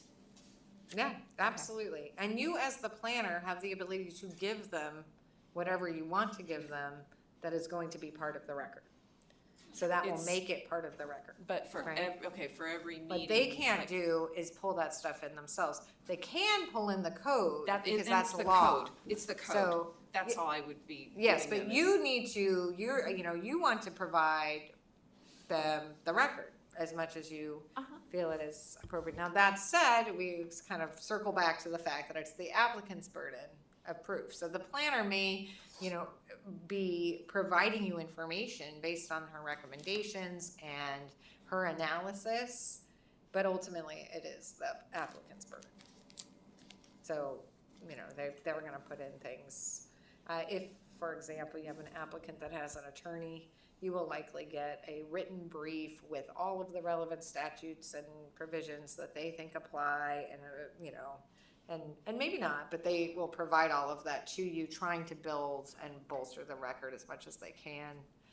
And which is what the planner does with all of the recommendations. I've noticed a very detailed list of the criteria, whether that in her opinion, it's been met or not met. It's well done. So this is not, I just hope you don't take this training as a indication that you are doing anything wrong. I think it's just, we are at a new beginning when we come to Title 16. The process has been, your code provisions are not necessarily the clearest, so it's just sort of empowering you to be a little bit more engaged with the process. And that's not to say you're not engaged with the process either. So you're just now well-trained. Hopefully you all feel well-trained and ready to go. Yes? I'm sorry, it is getting, does anybody else feel like in the last like 15 minutes, I'm like, ooh. Yeah, sorry. But, are there any questions other than that one? And yes, we can do the statutes and code. I have to ask this, I'm sorry, people, I'll be real short. How do we separate our personal versus commissioner? Coming in today, I normally don't go down the parks, I take the back roads. And as we're coming through town, I glance over and I says, that's interesting, see these, what is it, 4 or 5 little cabins close to the lake, and I'm thinking, that's odd. I'm a curious person, so I would go home probably tonight or tomorrow and start digging around to find out what it is, who's doing it, what type of property is. But is that conflicting with me as a commissioner? Because if I see that it's not supposed to be there, I would bring it up as a citizen. Yeah, that's your right. And nothing you do as a commissioner will limit your right as a citizen to raise a concern or a complaint as a citizen. You know, I saw this and I think it's wrong, you know, as a citizen. My neighbor's doing this and I don't think it's good, you know. And I know it's hard, and I wish I had a magic answer, like how you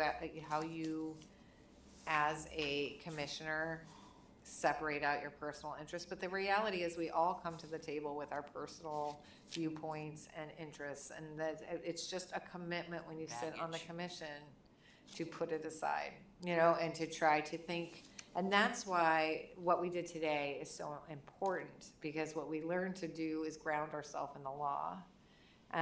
We learned to go to the district first. What district am I in? To go to the district use chart. What is allowed? To go to the criteria, then go to the evidence and match it with the criteria. That's very formulaic, right? That's based more in almost a statistical analysis. It kind of has that, you know, logic or statistics component where you're applying a formula to the information that you're receiving. Now, ultimately, there's going to be a bunch of emotion that comes through because of testimony, and that's going to be persuasive or moving or whatever it may be. I am not saying that we are able to sterilize the process, but I do think having that formula helps remind each of us to take our personal views or those personal observations that we've had and put them on the shelf as much as we can.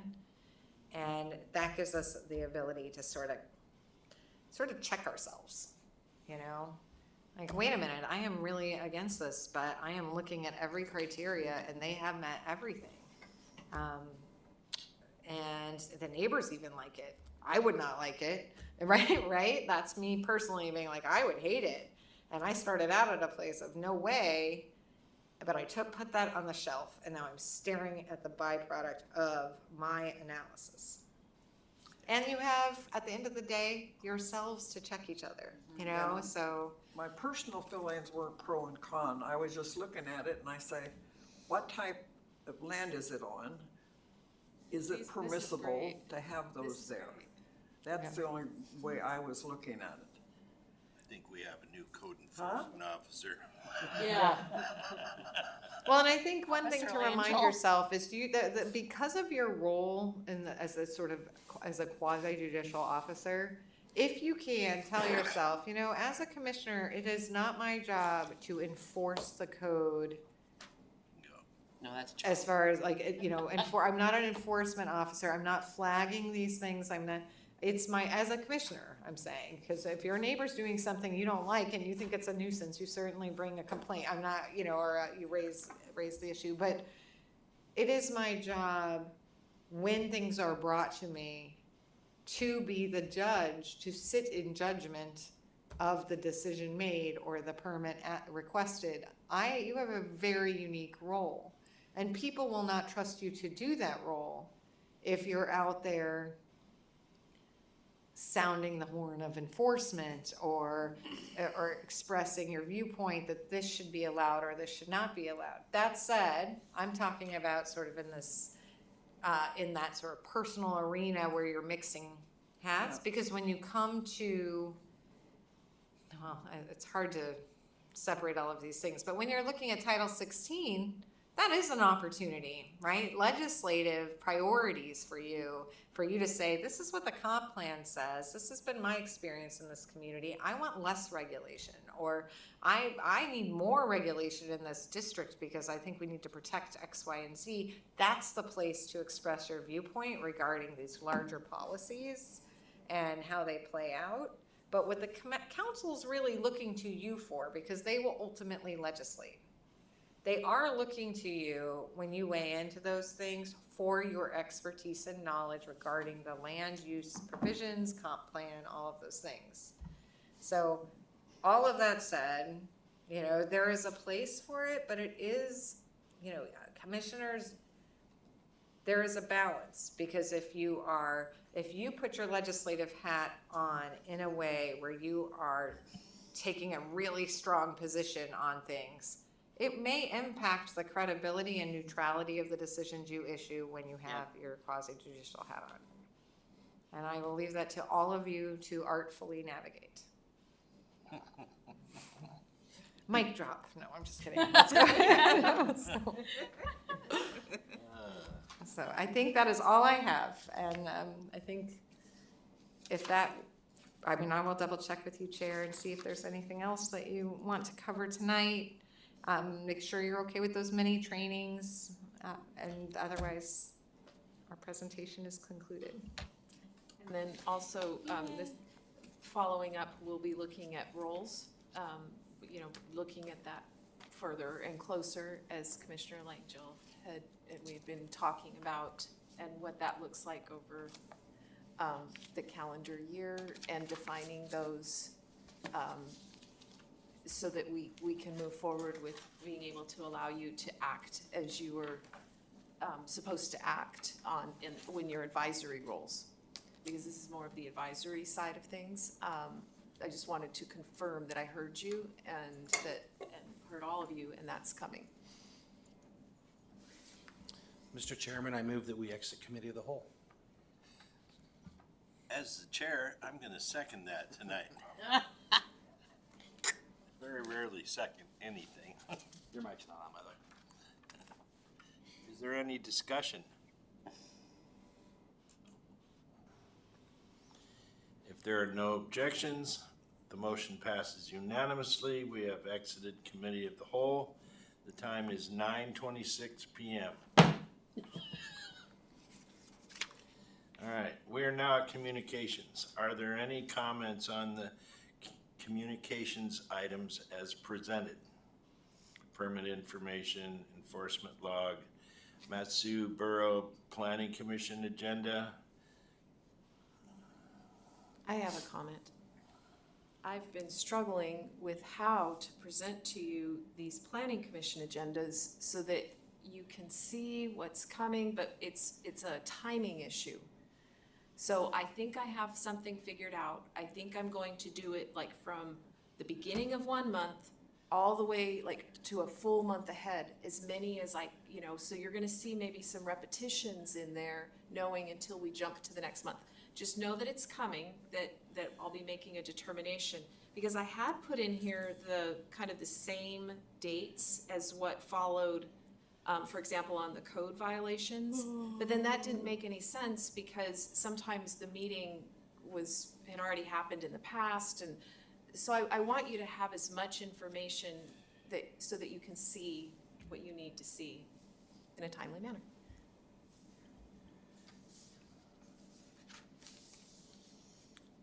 Any other comments on any of the communication items? Okay, we are now at audience comments. Time for members of the public to share their views with the commission. This is not a question and answer period or time for dialogue. Speakers may be referred to administration, or issues raised may be taken under advisement by the council or administration. With no one present to address the commission, we now move on to comments. City Planner Wellman, have any comments? Chair, are you sure we don't have anyone to address the commission? Excuse me, I apologize profusely, Councilman Cottle. Please write your name and contact information on the sign-up sheet when you are finished. I'm sorry, that just. State your name for the record. You have 3 minutes to speak. Thank you. Kathy Cottle, City Council. For just a brief moment, I felt like chopped liver, but that's okay. Thank you. I wanted to thank you all for me being able to sit in the second half of this training tonight. It's excellent training. You could not have any better people doing this than Holly and Jamie. They are the best to be able to do this. I am so impressed with the questions that have been asked tonight and the discussions. I don't care if you're on council or commission or whatever. I think it's always good to have refreshers. I've been using Robert's rules since I was in high school, and I still need refreshers. It's always good. I wish that when I had been on planning commission, I had gotten some of this training. I think what is happening now is excellent. And I do want to mention that, anytime, there was questions about, things going from the planning commission and to the council. If you ever have questions on what the council decides or how the council moves on something, please reach out to your council members and ask questions. And give us your opinions, give us your feelings, because we're all a team together. And we all have the best interests of the city to uphold and our residents. And we all need to work together. And sometimes it takes a question from one body to the other to turn on a light bulb that somebody hadn't thought about something. And there's many times when during a council meeting something comes up and a council member will say, has this gone to the planning commission? We want their take on this. And we need to work back and forth like that. So I hope that you will all ask questions of your council members anytime. And if you're not happy with your council members, let them know. But I appreciate being a part of this tonight. And last but not least, happy birthday, Simon. I hope you had a great day. And that's it. Thank you. Thank you. Thank you.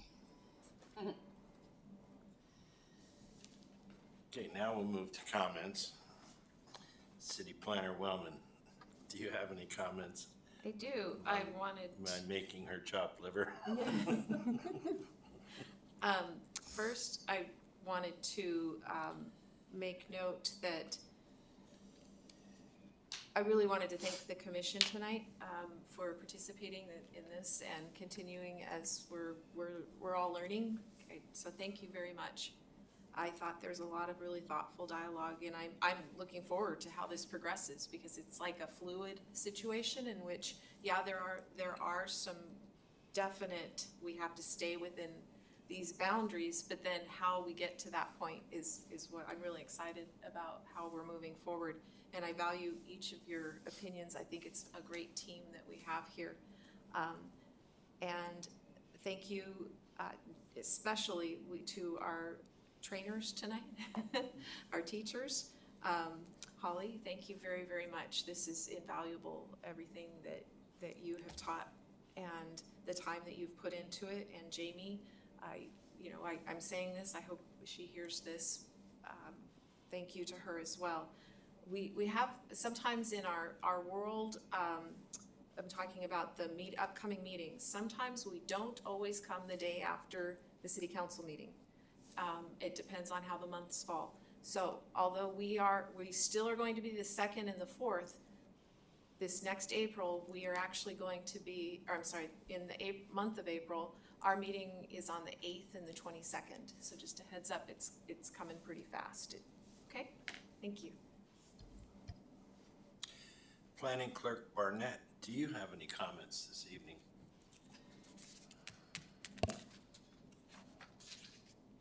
Very quick comment. Being somebody that is new to city government and new to parliamentary procedures, this was extremely beneficial for me, so thank you. Thank you. City Attorney Wells, do you have any comments? No comment. Commissioner Brown, happy birthday. Do you have any comments? Good morning. Good morning, Thanks, sir. James and Holly, thanks to James and Holly for outstanding training. And I hate the phone because you can't raise your hand when everybody's asking questions, so I got to find a different way to communicate other than being in person. But I just caution everybody, as a commissioner, be careful what information you're accessing on your own, separate from the commission. I think we work better as a group when we get the information together at the same time and can have that open discussion. But I think it's something that we're working in the right direction, and with this training and with Holly many trainings, I think we will be a high-speed, low-drag commission in no time. Excellent. Commissioner Langil, do you have any comments? I just wanted to thank Jamie and Holly, excellent training. I always enjoy them, although I know I talk too much. But it was very good, and I look forward to the commission coming up and getting some clear roles and responsibilities for the whole city, not only the commission, but for the council and how we interact with each other. That would be so wonderful. But overall, very good evening. Thank you. Commissioner DeYoung, do you have any comments? I just want to say thank you. Commissioner Stafford? Of course, thank you. And not just for the training, but for kind of being our safety net, because we're kind of walking on the high wire without a lot of clue of what we're doing. Councilmember Cottle, thank you for being here. And before we close, can I make a motion that we sing Mr. Yes. Brown happy birthday? Yes, I second it. All right. All right, here we go. Someone who can sing I should didn't start. vote. I didn't vote. It's your birthday, you don't get a birthday to you. Happy birthday to you. Happy birthday, Commissioner Brown. Commissioner Brown. Happy birthday to you. And many more. And that's all I had, Anymore. Mr. Chairman. As Chair seals, I want to thank Commissioner Cottle. I thought you were part of our group, so I didn't actually think you were a member of the audience. Kind of, yeah. You could have sat up here with us. That's what I was wondering. Is that Yeah. bad? Chairs are more comfortable. I know they are. But no, I appreciate the training from Holly and Jamie Newman. It's interesting to find out more about what our roles entail and what we can do and what we should avoid at all costs. So I think this training has been invaluable. And with no further business at hand, I'm adjourning this meeting unless an objection is raised by the birthday boy. I have my hand up.